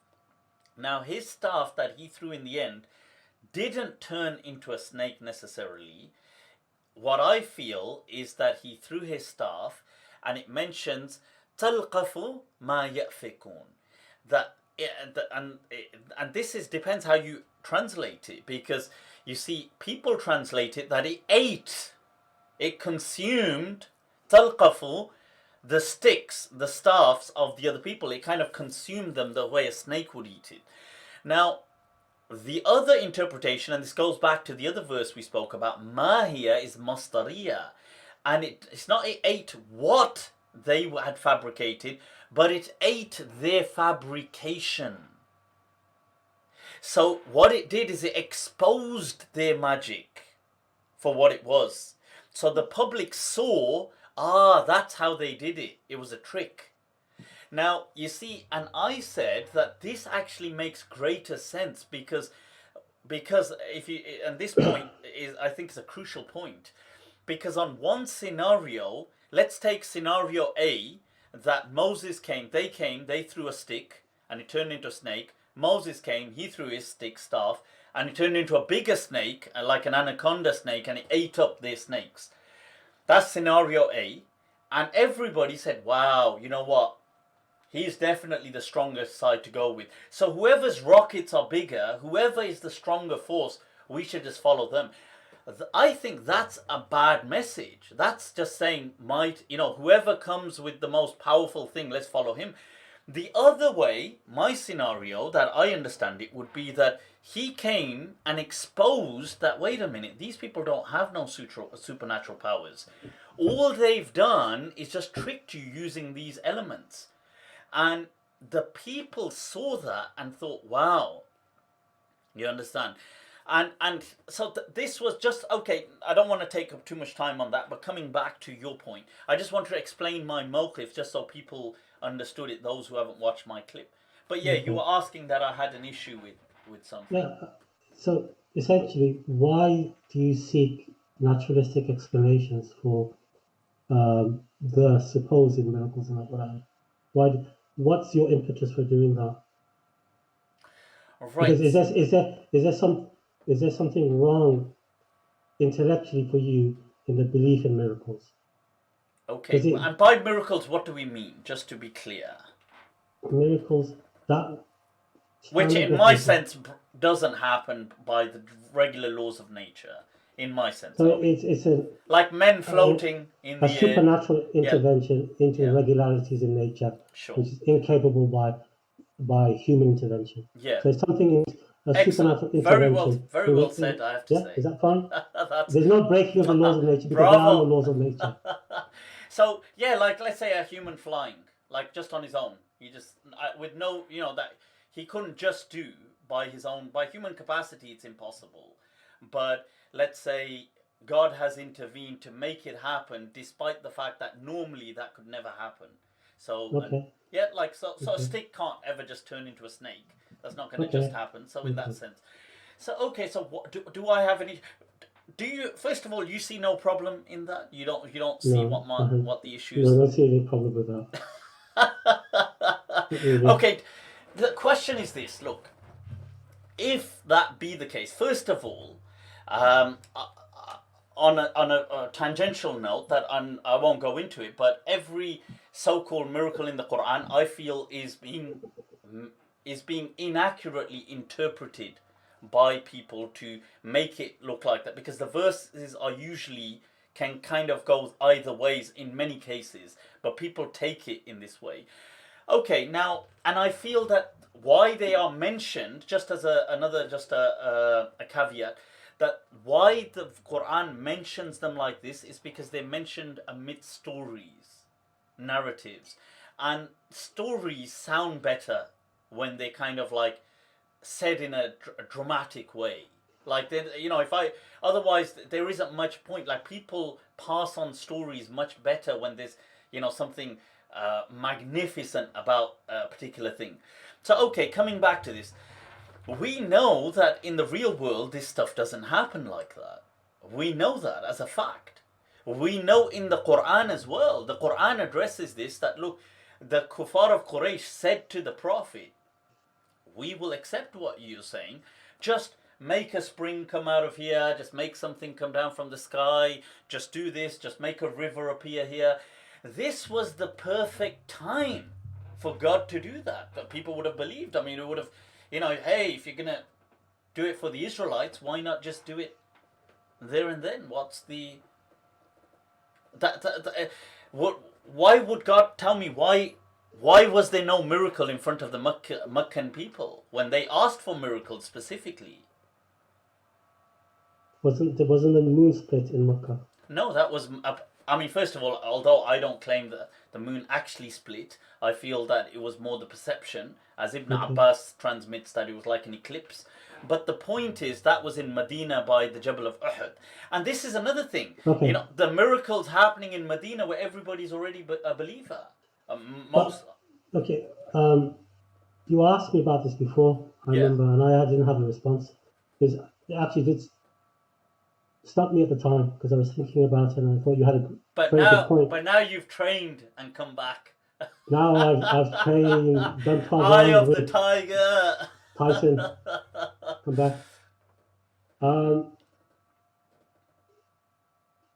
Yeah. So why in Mecca were there no miracles for the people asking? Look, if you just show us a river, hey, we'll believe in your God. We'll believe in him as being the God. We'll believe in you as the messenger from God.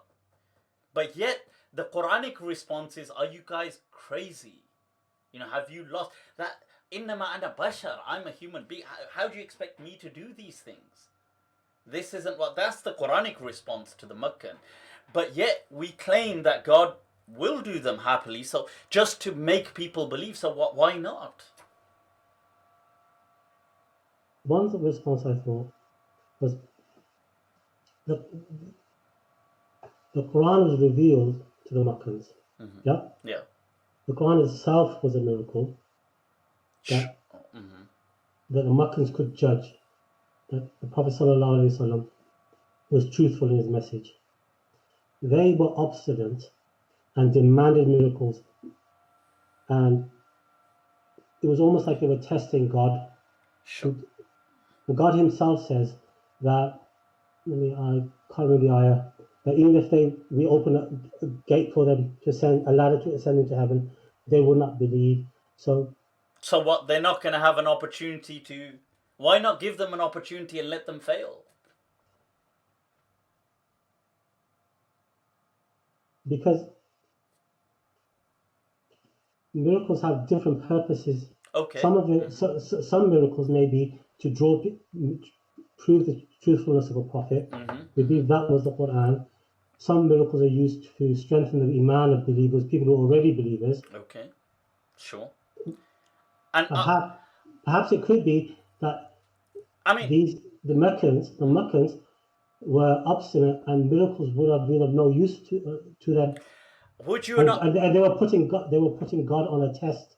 So would you not agree that it's not an unreasonable request for one who lives in a desolate desert to ask for a spring of water? I mean, that's what they were asking for. Yeah, I mean, is that not a reasonable request to say, hey, look, give us a river here? I mean, we're living in a desert after all. Why not just give them a river and then see if those who fail, fail? Perhaps God wanted to bring them to Islam by using use of their intellects rather than forcing belief upon them by an evident miracle. Yeah, but then he seems to turn a stick into a snake, according to that interpretation, So, just for a few Israelites. And here, the sake of humanity is at stake. I don't understand that. No, I mean, like, apparently... Islam has spread through the world. Apparently, most of the miracles in the Quran, or many, countless, are all to do with God's favourite children, the Israelites. Okay, for them, by that perspective, God seems to be bending the laws of nature every other day, every other Sunday, just to save his favourite children, the Israelites, the Jewish people. But when it comes to Muslims and to embrace Islam, God doesn't seem to do anything. I mean, is this not almost an affront to the message of Islam? Perhaps it shows the maturity of mankind by that stage. Mankind has reached a stage when miracles as a sort of coercive way in which to bring people to believe wasn't needed. Islam came to bring people to God through the intellect, and the miracles that the Prophet ﷺ had, by and large, were miracles that were witnessed by believers. Tell me one miracle the Prophet ﷺ that we're talking about, just as an example. Like if we enumerate some, or about 2 or 3, or if we can, just from the... What about sticking to miracles in the Quran? Okay, sure. That's fine. Okay. Because I would argue that there was no supernatural... I would argue that... Say that again, sorry? The splitting of the moon. Sure. Okay, let's take that as an example then, because I just wanted, because I would argue that there was no single supernatural miracle with the Prophet ﷺ. It's just his character was miraculous. And the Quran in its entirety as a kind of phenomenon was miraculous, but there was no miracle as a supernatural miracle. Now the splitting of the moon, let's just take that as an example. Now, even though Ibn Ashur, who was a Maliki and from my teachers, and he says also that, look, this, even though many companions said that they felt, they saw the moon as being split, this may have just been a perception due to an eclipse or clouds or whatever. But that's just one Mufassir saying Sure. And there's also Ibn Ashur is modern. He's a modern period. He is he may well have been influenced by modern beliefs. Yeah. But coming back to the actual miracle, that was just a side note in case people felt that nobody had said it. Coming back to the actual discussion, this splitting of the moon, right now, I would like to ask that, what was the purpose of splitting the moon? Could have been to demonstrate Allah subhanahu wa ta'ala's power as a final demonstration.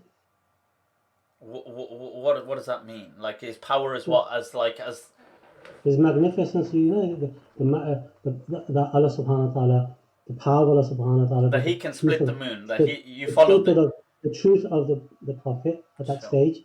For what they encountered. But we are aware that the people around the Prophet who witnessed this were Muslims already. I mean, you're just preaching to the converted. Why not preach to those who ask for a miracle?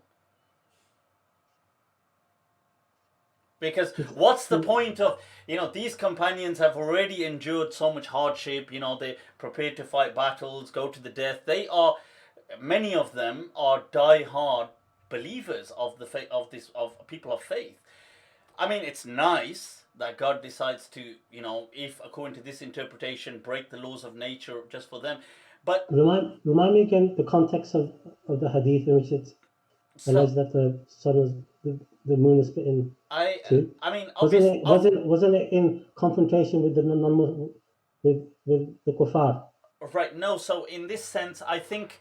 Because obviously I feel a lot of these ahadith are problematic on this issue, but nevertheless, I think were they coming back from Uhud or somewhere, but they were coming back from somewhere, but it's the description is it was between Mount Uhud and between something that they saw that the moon was split, and this is it's a descriptive event. The main thing, this is what is transmitted, as people say, well, we're going to accept it because even though the variations, people may disagree, but the collective... I'm just checking on my phone. Sure. Sorry. I mean, the collective event that they can extrapolate from it is that the moon was split. Now, a big question is, what is the purpose of splitting a moon? Like, what objective does it serve? What... I mean, I could understand, and the believers didn't ask for a miracle. So, God, what is you said that miracles have a purpose. What is this purpose? There could be many purposes miracles. It could prove that what the Prophet is saying is the truth, because it's like a certification that the Prophet is from God, because it testifies that no one else could do this other than God. Okay. But why not do it in Mecca when it was needed? Again, as I said, maybe because the Quran was there for them, and God wanted them to draw to Islam using their intellect. Okay, that's interesting. If it could be also that once you've seen a miracle, and you reject it, then the hujjah has been established upon you, and so there's no excuse for you not to be a believer. So it gave them a chance to consider Islam and come to Islam rather than reject it outright because a miracle had been established upon them. But I thought you said that God didn't show them miracles, perhaps because you already knew they wouldn't accept it. No, is that you're asking for interpretation? So maybe there may be different reasons why. Okay, sure. Okay, let's say potential reasons. Let's go with he split the moon. Apparently, that God split the moon to affirm the faith of the believers. Is this what we're saying? What is the purpose of splitting the moon? Like, what happens and the moon splits and what? Like, I could understand if God made a river appear, so people could benefit from water in the desert. But what happens when a moon splits? Like, It demonstrates the power, God's power, doesn't it? It's a demonstration of the power of God, isn't it? What right, else is it? as in God is mighty, he can do all of this. But yet, Just because, I mean, yeah, and but yet, the point being, but yet you have to still fight your own battles and you have to do your own thing. yes, because Okay. it does, because it can instill confidence in the. Okay, sure. Because An affirmation. You've got believers, but you've got believers who maybe not newly entered into the faith. Maybe believers who are wavering. There's a reassurance. They've come back from Uhud. The situation was Uhud. They've come back from Uhud where they suffered a setback. Essentially, maybe the splitting of the But moon tell me, may have reassured the believers. I accept that. I accept the affirmation argument. But then tell me, but then the problem is, the huge tsunami of a problem is that, look, people, today we're in one of the greatest crises of faith ever. Why doesn't God split the moon for us? You know, we need a miracle. Because it's Show not us needed. that Islam it's not needed. It isn't needed. It isn't needed. Miracles are. Atheism is on its, it's at unprecedented heights globally. How is a miracle not needed today? I don't get that. How? Because we have the Quran. Okay. Let's say the people of Gaza, we could take, or the people of any Burma or any kind of oppressed minority in the world. Let's say some of them being tortured, or people, Uyghurs, or wherever they are, whoever. Why doesn't God intervene as a miracle to save them? Because God does what He wills, and He doesn't will to do this. I don't understand the objective. Because if you're saying God can, He will intervene in human dynamics and laws and interfere like this, like He will just to prove, to affirm the faith is fine, or to, I don't know, to show us a sign that, look, I'm more powerful, then why not help these like people who are countlessly dying and suffering? When it was the Jews, for the Jewish people, God seemed to do everything. He seems to split the moon, split the sea, do this, do that, He's doing everything to save the Israelites. Why not for his other servants? Why did God bring miracles for the Israelites? Why did He save them? Because at that time they had a special mission. What was their to mission? To bring Islam to the world. The prophets were favored with the prophets. They were what? Sorry, the favorites. They were favored with the prophets, weren't they? Yeah, no, but I'm not just talking about the prophets. I don't mean Moses, alayhi salam, or people like that. I mean the Israelites who He was saving.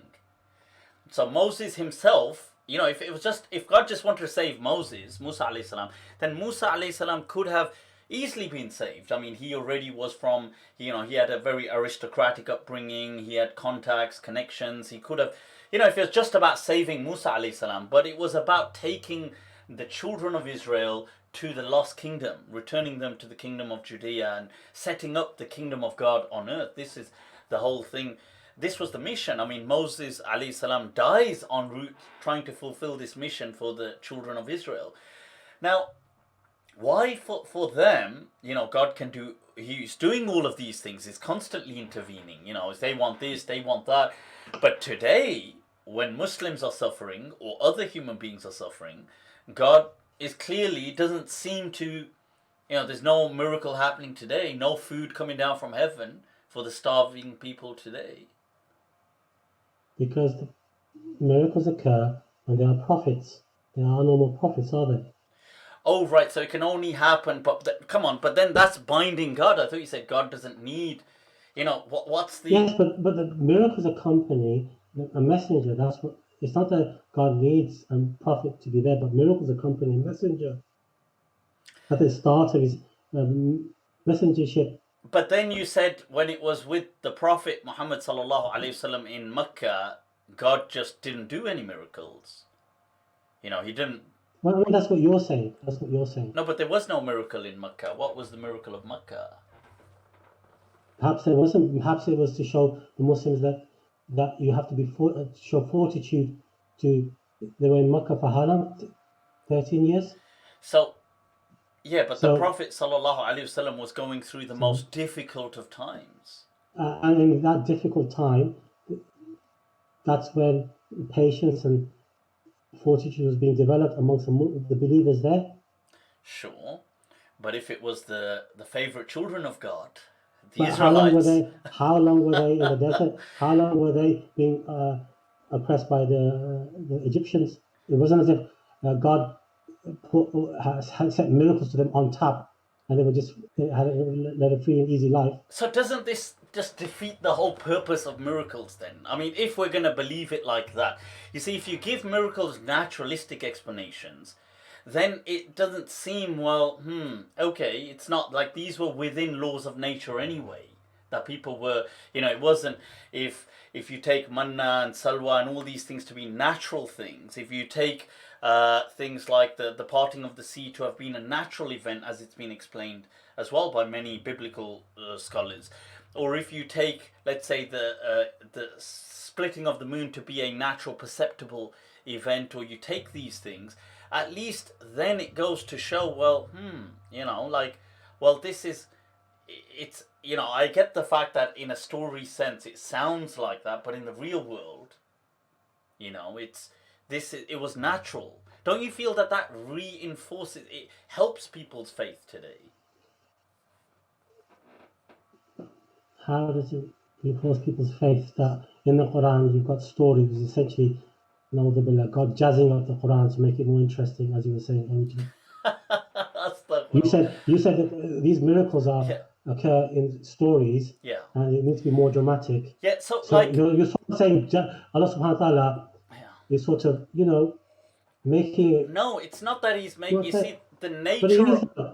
Sure. Now, the nature of narratives is they are presented in a way, like, let's say, for example, let's say I'm telling you something simple. Let's say I did something and I managed to do something. So I say, I'm relaying my event to, let's say, someone, and I say, you know what, this happened, but don't worry, I saved the day. Now, because I say I saved the day, and I handled it, now, obviously, I'm going to say that to place greater emphasis on this event, and this is how narratives are expressed in the human expression of stories. In the Quran, it's not just expressions, but it's actual events which, on the face of it, and for generations, and Muslim scholars and ordinary people have taken on the face of it to be miracles. And you're saying there were nothing of the like, and in a sense, God has misled people until now. Well, because these things didn't occur. They did occur. They did occur. Nobody's saying. So for example, it would be a lie if, let's say, there was no such thing. Moses, alayhi salam, never turned up to Pharaoh. There was none of this story. Nothing like this ever happened. Musa alayhi salam was just sitting at home one day and just carried on his life like this, but God then decided to tell a different story about him. That would be a lie. But to say, well, look, Musa alayhi salam went and he did this and he threw... Now, these are just the wording in the verse is slightly ambiguous. And yes, if you take... You said that some verses in the Quran, they aren't ambiguous. I remember writing it down because when you said it, in some cases, the wording is that it's taken... Yeah, so God is saying yes. What about the cases where it's not? Yeah, sure. So God is saying... So places that it's not... So God is saying, so for example, we did this. And yes, but that is magnificent that is speech, isn't it? It's the style. Well, that's false. It's a falsehood, isn't it? No, because God, but that's how narratives, the kind of message of, it's like imagine if when a person, you've got, obviously this is not a befitting metaphor, but just as a metaphor, for example, this is not befitting in any way like that. But I'm giving an example. If there was somebody powerful, it could be a nation, it could be a king, it could be a mafia boss, it could be somebody, and he says, "Well, look, you do this, I'm with you." Or like if America says to some country, "You do this, we are with you. We have done this." it gives people great strength in knowing these things. I accept Similarly, in knowing that God is with you, it gives people the ultimate strength.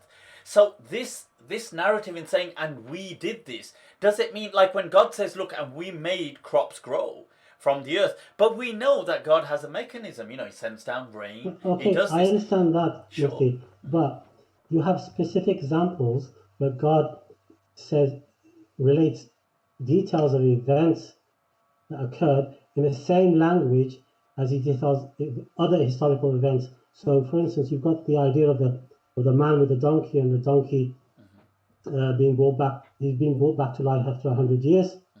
That is related in literal language, in the same sort of language that Musa, the Bani Israel fleeing from Egypt was.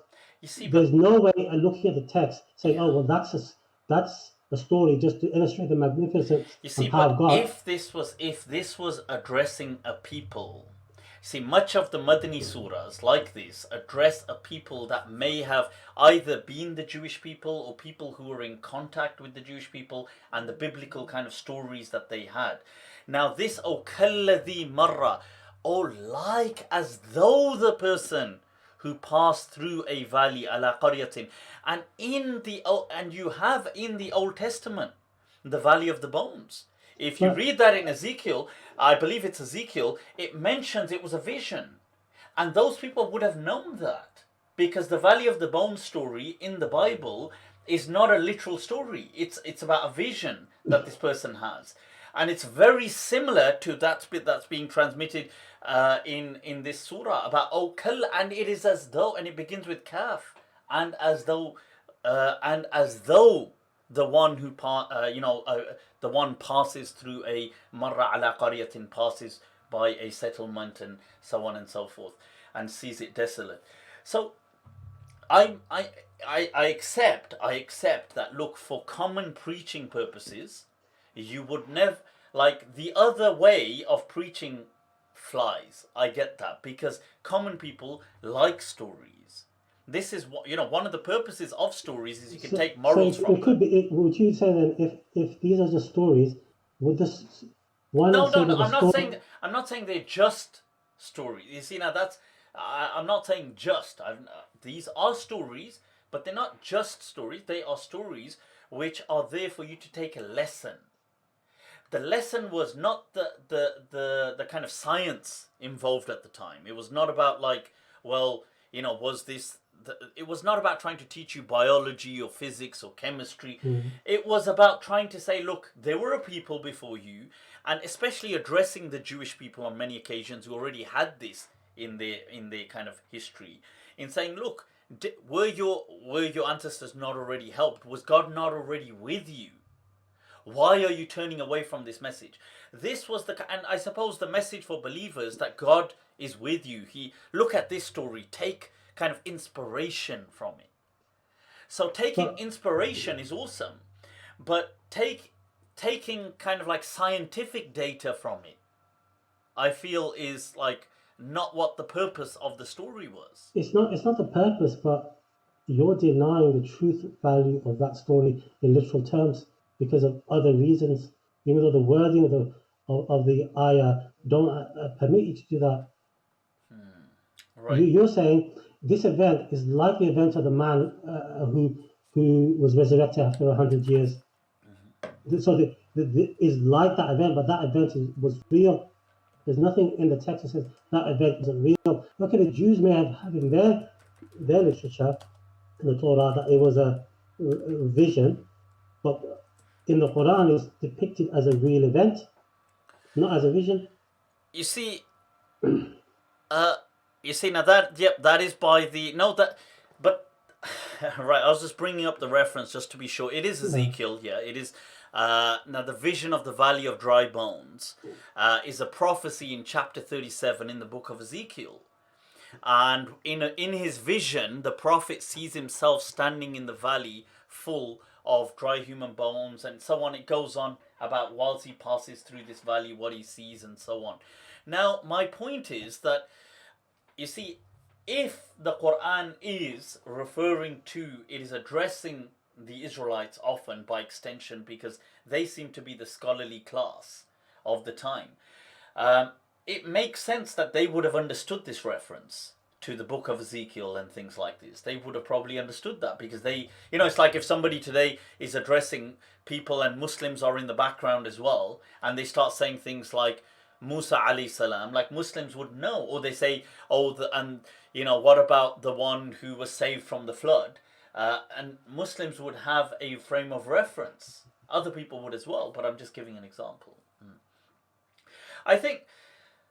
This is, I know there's no definitive answers to, I suppose, these things. There's just outlooks. The way, I suppose, I see things, the way maybe you see things, other people see things. There's no definitive, I get that. People will feel, I just feel in this day and age, this is actually, even though to some people it appears more dull, they think that this might be a bit more dull and less dramatic, let's say, than some of the stories at first appear to be. But I feel it saves the faith of believers in a greater way. Because people today would feel that, all these people who are suffering, let's say people who are, like I mentioned, let's say they're in Gaza, they're in these different places, these people would feel that, look, why doesn't God come to save me? Like, at the end of the day, he saved the Israelites every single time they, said, ouch, almost. And, like, why are we today, like, whether it's in Iraq or in Syria or in different places, all these people suffering? Why doesn't God intervene? And I feel that giving this my way of looking at things, it kind of may at least resonate with so many people. I feel, Allahu A'lam. But going back, say, you're talking about now, people nowadays might need reassurance. People at the time, when the Quran was revealed, the Sahaba, they accepted these as miracles, didn't they? Accepted what, sorry? These stories in the Quran that you say are stories as not, they as being literal? As being literal. You see, now this is something impossible to know, because what we're trying to say is, we know they read the Quran the way we're reading it. We know they understood they would have understood the Quran as we understand it today. Would have they understood certain aspects metaphorically, certain aspects symbolically, certain aspects narratologically, certain aspects literally? That they never mentioned how they understood things, but so we would never know. The Tabi'een, the tradition of miracles in Islam, where did it originate if it didn't originate from the first generation? We don't have a narrative from the earliest generation saying these are stories for us to have solace in and to reassure us about God's power. But we don't have the opposite either. We don't have the Salaf, we don't have the Sahaba, or not with established chains where they are saying, oh, by the way, God breaks the laws of nature and he does this and he did this. We don't have that generally. We don't have either. In Islamic history, early Islamic history, where do I think this appeared? Where do I feel this appeared? Did they in the generality of Islamic history? Did the generality of Muslims in early Islam believe in the miracles of the Prophet and the miracles of the Quran, or did they consider them to be stories and later on it changed? First of all, we've not said any miracles of the Prophet. We've not highlighted any, and I'm not sure which particular ones we're referring to. Like, so when you say the miracles of the Prophet sallallahu alaihi wasallam, so you've got the miracle that's splitting in the moon. You've got the mimbar weeping. There's a hadith or rating the mimbar. Okay, the kind of weeping. Okay, any others? Or like the water gushing from the fingertips. Yeah, producing food. Now these kind of things. Now you take this as an example. Like Ibn Battal is quite early, 300s for going. He says that this hadith of the water coming out of the fingertips of the Prophet is only transmitted really by Anas, and it's muttarab. In one occasion it's happening over here, in one occasion it's happening over. And how is it's happening with so many people and nobody transmits this event apart from Anas radiallahu an? The other thing is, how can it be that according to one narration, Ibn Abbas, I think, he claims that, and this is, and there's some issues with the chain, but let's say there's a narration from Ibn Abbas that the Prophet, water gushed out of his fingertips. Now, according to this narration, he says we were on the verge of death. We were on the verge of death in the desert. And then eventually the Prophet said, go to such and such place. You'll find this woman traveling, whatever, and she happens to have some vessels of water with her. And they went and they see this lady and they take this water. Now, when they bring it, the Prophet puts his hands in the water, and as they continue to drink, they say that, oh my God, we all managed to drink from it. Now, I don't deny that experience, and I feel they may have all drunk from it. But the fact that the water, whether it actually increased or they felt it increased due to their thirst, are two different issues. If we feel the Prophet just had water coming out of his fingertips, why, first of all, why go take the water from the lady? Secondly, why wait till they're on the verge of death? Right, and thirdly, there were so many other occasions that they were dying of thirst because they lived in a desert. Yet the Prophet never provided them water. This is all he had to do. The Meccans just asked for this. They asked for water. They said, give us water, we'll believe that you're a prophet of God. And yet the Prophet never did this. But do you think it was up to the Prophet ﷺ to decide when miracles will occur, or was up to God to decide when he wished to allow miracles to occur? But then now because you're second guessing God. But now we're getting second guessing God's intentions, yes. What he wishes to do. But now we're saying, okay, but God on some occasions will do it when, he's going to let you borderline die first of thirst, and then he'll give it to you on that occasion, but other occasions he's not going to give it to you. I mean, does that not make God sound cruel? Like, what is God doing? Like, if you use that line of argument, why does God allow one child to be cured of a disease and a child in the next bed next to them to die of the same disease? But I wouldn't say that's God doing that. Second guessing God. I wouldn't say that's God doing that. I would say, once again, God has already given people, like people inherit DNA, they inherit the ability to have a strong immune system or not. That is then impacted through epigenetics, with your surroundings, nutrition, other elements contribute to things like that. It's not God that's doing it, but God has set laws in nature and given you an intellect to also be able to have interventions. So it's not God that's saying, I'm going to make that child die and save this one. Because to me, you're right, that wouldn't sound fair. It wouldn't make sense to somebody like me and to many people. But rather, God has given us the parameters. He's given us reason. And then human beings make their own choices. People have children. Children, obviously, people throughout their lives, their DNA is being impacted. They are then bequeathing this. So I don't see that argument fitting the other one, where God is deciding to give water miraculously to people in a desert. Ultimately, your objections come down to, I don't understand why God would do it here and wouldn't do it here. But is that not cruel? No, because I think God can decide to do what he wants whenever he wishes to do it. So if he's going to give the water on that occasion, let's go with the fact he's going to give it on that occasion. He's going to give it anyway. Why not give it before they're on the verge of death? Why make them suffer and then give it?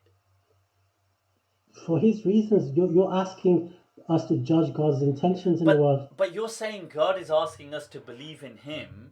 He's asking us to ponder and believe, is he not? Is he not saying, look, come to this faith if it makes sense to you? Yeah, okay. Then if he's saying, by the way, this is how I behave. And I don't believe God has ever said this, but I'm just saying that if we go with this interpretation, he's saying, oh, by the way, this is how I behave. Sometimes I'll do this if I feel like it, but even when I feel like it, I'll make them suffer till the end, and then I'll give it so they remember me. And then on other occasions, I won't give it anyway. I'll just let them die of thirst. You're sort of, what's the term for it? You're throwing mud at it. You're saying it in the. Or am I just being real? Keeping it real, that look, let's just, real talk. Is this not what have not so many humans died of thirst? They have. Countless human beings throughout humanity have died of thirst. They've suffered till their death. Right now, if God is going to do this anyway, like, hey, well, I'm going to do this anyway, I'm just going to make it appear like that,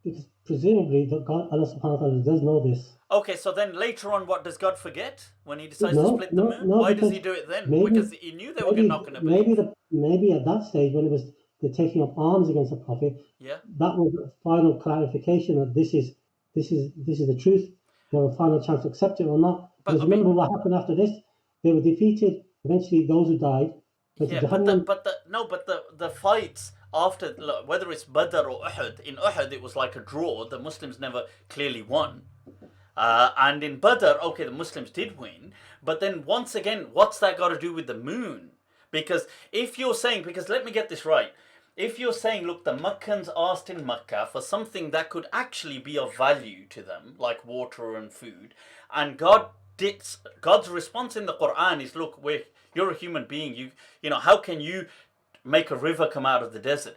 Now, but then you say the real reason is because God knew they weren't going to accept, and we know they weren't going to accept. We accept that because later on history shows most of them didn't embrace Islam. Now, later on, 10 years later, they ask again in Medina, but this time God says, well, actually, now I will show you. You know what the hell? Let's show you guys something. But then shows them something which is completely non-helpful to humanity. Like, Why does it have to be helpful? Why does the miracle have to be helpful? Its purpose is simply to show God's power. The main thing a miracle has to do is show that it's from God, and by showing that. But then when they ask for a sign before, when they actually asked for it, as the Quran says they asked for it. But we said that they weren't insincere at that time. Oh, so now they were sincere when they came to fight and kill the Prophet. They were now sincere. This final sincere. one was a final, as it were, seal upon them, saying, this is a proof against you. God was saying, well, now I'm going to give you the ultimate proof. And this is, like, now you are, once you see this proof, you have to believe. And yet they still didn't believe. So it wasn't that compelling. It was compelling, but they didn't believe. How was it compelling? So who actually, did anybody actually, like, so let me get this right. It proved God's words. The number of the moon splits as the ultimate definitive proof of God on earth. That they could see the moon splitting. The Jewish people of Medina can see this. The non-Muslims of Medina can see this. Let's say, I don't believe that the Kuffar of Quraysh were there and this happened like that, but let's say we go with that narrative. The Kuffar of Quraysh can see it. And it's so compelling that nobody actually believes in God after that, except those who are already Muslim. I mean, is that not, like, is that not almost just, is that, I mean, what is going on here? You could say that the splitting of the moon was a final confirmation upon them of God's power and judgment. It was almost like a judgment upon them that you are the enemies of God. It may also be for. I mean, to be fair, they already knew they were going to war against the Prophet. You know, they already knew that things were pretty, tense and bad. I mean, the Kuffar of Quraysh weren't on very kind terms with the Prophet, and they, so if God is giving them the ultimate, this is the ultimatum. This is the fine, once you see this is it. This is the bee's knees. This is the ultimate. Once you see this, and God shows it and nothing happens, like everybody's like, And the Muslims who are already Muslims say, oh yeah, that's amazing. But then the non-Muslims go like, well, no, nothing compelling here. Obviously wasn't that compelling. I mean, and if you're going to say, well, they would have disbelieved, that was the point of their kuffar. But then the point of their kuffar, God already knew that apparently, because if we're going with that argument, that in Mecca when they asked for rivers and gardens, God didn't give them because apparently he knew they wouldn't believe anyway. So why go back on your way, your sunnah, and now show them something that, one, is absolutely irrelevant for humanity. I mean, splitting the moon does nothing for human beings. Two, nobody really believed in it. So in some ways, that's to kind of show that God, that's actually a powerlessness. Because if God is that powerful, then surely people would just submit. How do you interpret the ayah then in Surah Al-Qamar? The hour has come and the moon has split. Yeah, but that's speaking about when creation comes to an end. اقتربت الساعة, that the hour, when the hour has happened, And even the moon that you're seeing in its majesty has kind of been torn asunder. So, I mean, this is what... And the ayah continues, Sure. And if they see any miracle, they turn away and say, and if they see any ayah, You see, now ayah is different to... Yeah, ayah, they turn away and say passing magic. So the people who witness this ayah consider this ayah, whatever it is, to be magic. So what is going on there?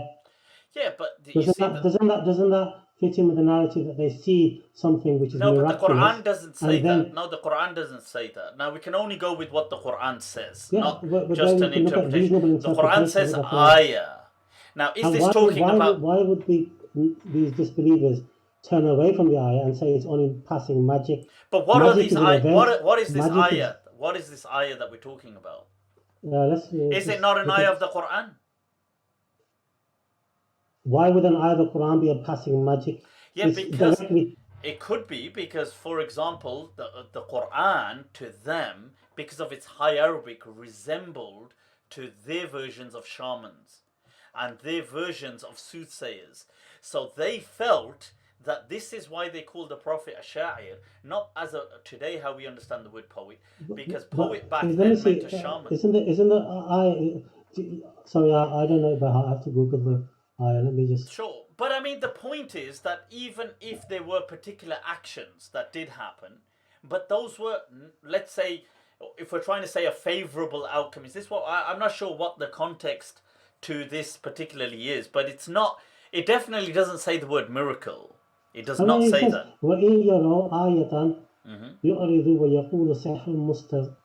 Yeah. Yes. Yeah. So if now I would understand this. I would understand this. They see a sign. Yeah. So I would understand this to mean one of two things: either a sign or a verse like ayah. But it wouldn't be a verse of the Quran because they would see this ayah. Yeah, but even in yarod, fair enough. Yarod can actually mean that something, if you see a verse, like it doesn't actually, yara in Arabic can mean ya'lam, to be aware. But even if we say a sign, we see a sign. Now there could be signs. I'm not saying, look, there's many signs that people can take. But the signs are not miracles, like in that sense. Magic. Yeah, like so like something happens, some sort of extraordinary event happens. No, like let's say, I'll give you an example. Magic. Let's say the words of the Prophet impacting certain people. Now they see this, and it could be a sign that look like, imagine they say to the Prophet, nobody's going to listen to you, nobody at all. And then some people start believing. Abu Bakr starts believing. This person starts believing. Now they see that, this is a sign for them that the words are not meaningless. But they will just say, now he's just leaning back on that shamanistic soothsayer kind of things that he's learnt. Sihrun mustamir. This is just part of his shaman practices. Now, you see, I don't think this verse is in any evidence to say God intervenes by kind of interfering with his own laws of nature. Let's not use the word interfere. Just stick with the idea that it's a miracle, because it fits in with the logic of the ayah before. The hour has come near and the moon has split. That's the miracle. And then they see it and they turn away from it, saying it's passing magic. Okay, so let's say it's that.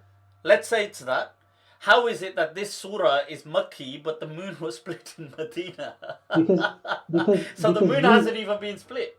But you know yourself that verses in the Quran, in Madani surahs, some verses are from the Makki surahs. Yeah. No, but this is Makki. Yeah. So the point is, all these short surahs like this are all from Makkah. The people of Medina were not saying things like, "Oh, look, he's a magician and a soothsayer." That wasn't the Medinan discourse. The Medinan people were different tribes, and the Jewish, and they were more learned.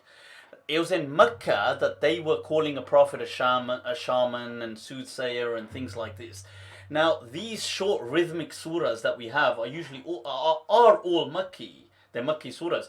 So in Mecca, the moon hasn't even split, if we're saying this has already happened. But it doesn't, you see, in Arabic, when we say, this has happened, it doesn't mean, it means that from God's perception, that the world creation has now ended. It's like if God it says, could be if you take that point of view that the whole surah was a Makki surah, Yeah. then you could say it's a prediction, it's a prophecy. sure. No, I mean, look, you could You say could that, you could take that, couldn't you? but Because at the end if of you're the day, what saying doing no, is but then we're you're agreeing. putting Then we're suppositions in there. but then You're we're putting agreeing. supposition there, so someone else can put another supposition in to back up their. No, but then we claim. both agree that this verb, which is a past tense verb, اقتربت الساعة وانشق القمر, انشق القمر, انشق, it has been split. We Yeah. both agree is referring to the future. Okay. So But, if we both agree that this is not referring to a past tense event that has actually happened, it's referring to something to happen in the future. We both agree on that. I'm not. If you're saying that the whole surah, No, between but these this, two ayah, yeah, are Makki, then it refers to the future event.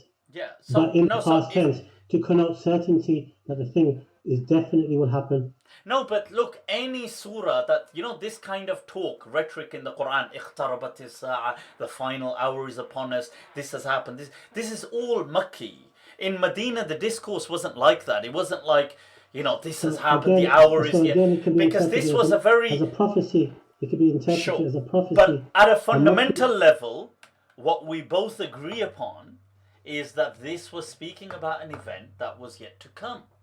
Okay, So if it was now maybe, you would say, so it's an event. So you're placing this event, say, towards Yom Qiyamah. yeah, like as creation comes to an end. I'm placing this event in a sense that it's a Makki surah and it's predicting what would happen in Medina at the time when the moon split. Sure, but then that's fine. You could say that. That's fine. Well, But then it would come back it's to that same question. That's fine. But the moon split. Does God split this with a purpose? And you say yes, He does. The purpose is to show that the prophet is truthful, and the purpose show God's power, essentially to show God's power. His power. I don't see why He why you doesn't have an show objection it. to that. But then no, God Himself objects to it when the Makkans ask for it in the Quran, and God says, "Tell them, innama ana basharun mithlukum. I'm just a human being like you. How do you expect me to do these things, supernatural events?" But then later on, you're saying, at that reason, another reason was God was saying, well, even if I do it, you're not going to believe anyway. And okay, which was, let's say, we know now through history that they weren't going to believe. But then when they allegedly ask in Medina 10 years later, God says, well, actually, now I am going to show you my power.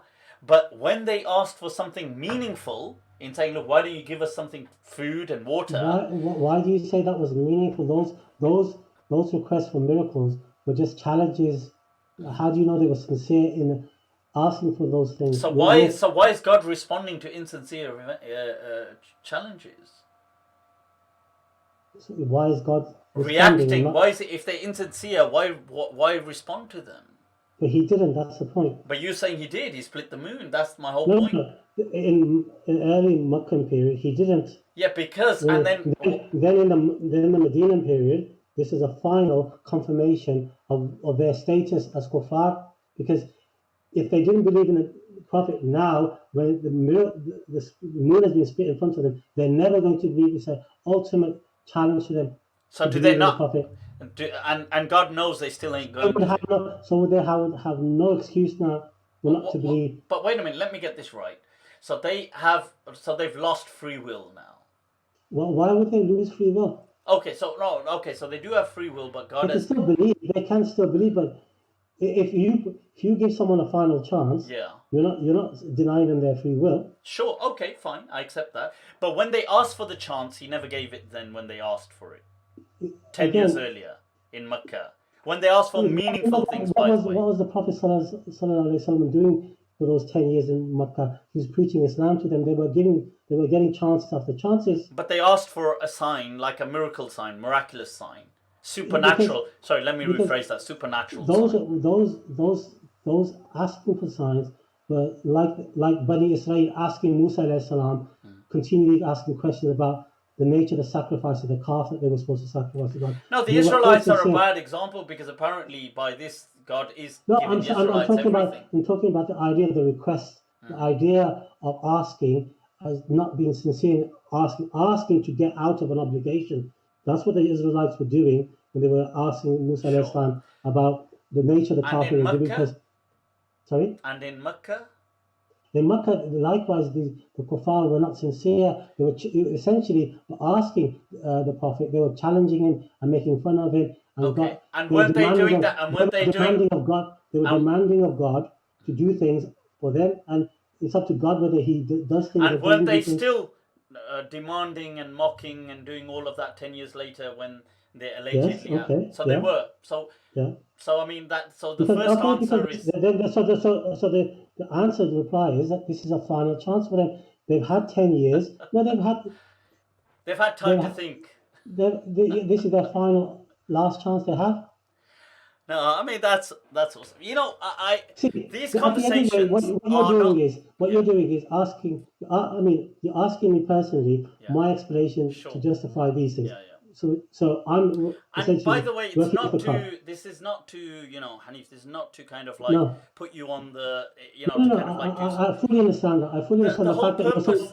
you're prepared for this. Yeah, no, I mean we've chatted so many times about We've this. done this, I think 3 times. We've talked about this 3 times, haven't we? I think at least, yeah. Yeah, at least 3 times. I think that the But whole my point purpose is- of this dialogue Yeah. is really what it is that we've had these kind of dialogues before, as I have with other people as well, and I think it's a very honest and transparent dialogue that we've had, even though and the purpose was never. And it wasn't like I wasn't thinking, well, by the way, when I chat to you tonight, to catch me out. I understand no, of course, it wasn't to catch you out. One, it wasn't to necessarily convince you, because I mean, obviously, I'm hoping to convince with my arguments, but not necessarily thinking you're going to accept by the end of the dialogue, or that I'm going to necessarily accept what you're saying, but just to be able to speak with transparency and just be honest and kind of say, well, look, doesn't this then make a problem? And you've given answers, and you said, well, doesn't that make a problem in your view? Because you're then saying, and I've said, well, okay, but doesn't this? And because I feel that this space to be able to have a transparent conversation on such matters of faith, when it's to do with God, when it's to do with these topics, has kind of become precluded. Like people have kind of blocked it off with all this sectarian scaring and all this kind of like, oh, if you're not allowed to speak like about these discussions, or if they do it, they never do it in allowing others to benefit from it. So this, I hope, for people that have really tuned in, I know we have gone on, I hope it's been of some benefit for people that come and watch this. Mohammed Hanif is an amazing intellect and a mind that we've met up on a couple of occasions now, and I thoroughly enjoy the kind of discussions with the back and forth, and I love the fact that in some ways that we don't agree, but yet you still you make your point still with using philosophical grounds, using reasoning in its own way. Like you'll say, well, is there not a problem there? You're applying your morality here, you're kind of falling in the same dilemma at a different step. And I love that, because in many ways it makes me go away and think about it. I may argue, makes me refine my arguments, as it would probably make you refine some of your arguments and things like that. And I think the fact that we can do this, disagree, but still be like, you know what, thank you, man, I still, I love you for sharing the time, that, let's catch up again, we can do this, we can still do that, even though it's in some ways a very sensitive Islamic topic. Obviously the power, God's intervention with his creation, the nature of miracles, and I think that's really what I wanted to achieve. I think we've definitely achieved that. Mohammed Hanif is available for on social media for people who do want to get in touch with him. Is that okay? Can they contact you, Hanif? Is that cool? I have tagged him into my last post. No, actually, sorry, I tried to tag you. For some reason it wouldn't tag. But you're on Facebook as Mohammed Hanif, as I've kind of written on my post. And I think the profile picture is a flag. Is the Uyghur flag. Is the Uyghur flag. So the white crescent on the light blue background. Yeah, with the kind of turquoise background and a crescent and star. Are you on Instagram as well? I've not seen you on Instagram, but yeah. And by the way, we never managed to reach the aspect of Hanif's poetry or his art. Incredible passion he has in that as well. And we did also want to discuss maybe another day the aspects of things like maybe misogyny that has been transmitted within our heritage. I know we've had some amazing discussions on that as well. That a lot of our you feel quite strongly about that as well, isn't I from what I've understood. Yeah. That, and in fact, we were just saying today that maybe because this tradition, a lot of it has been written by men, and therefore it's really just had the, I don't know, what do we call it, the male privilege, is it, or what? I don't know what to call it, but the male view, as it were. Yeah, so it's really, and we've had some fascinating discussions on that, on things like, in which we're absolutely in sync on that. We kind of agree with each other. The whole thing of naqisatul aql, for example, lacking intellect, women lacking intellect, that's nonsensical. The angels cursing women and we've had a very good discussion on that as well, that's really nonsensical. And inshallah on another day maybe we can have that. But people do reach out to Hanif, especially share, if you're interested in philosophical stuff. And much love for really tuning in, staying through all of this discourse dialogue tonight.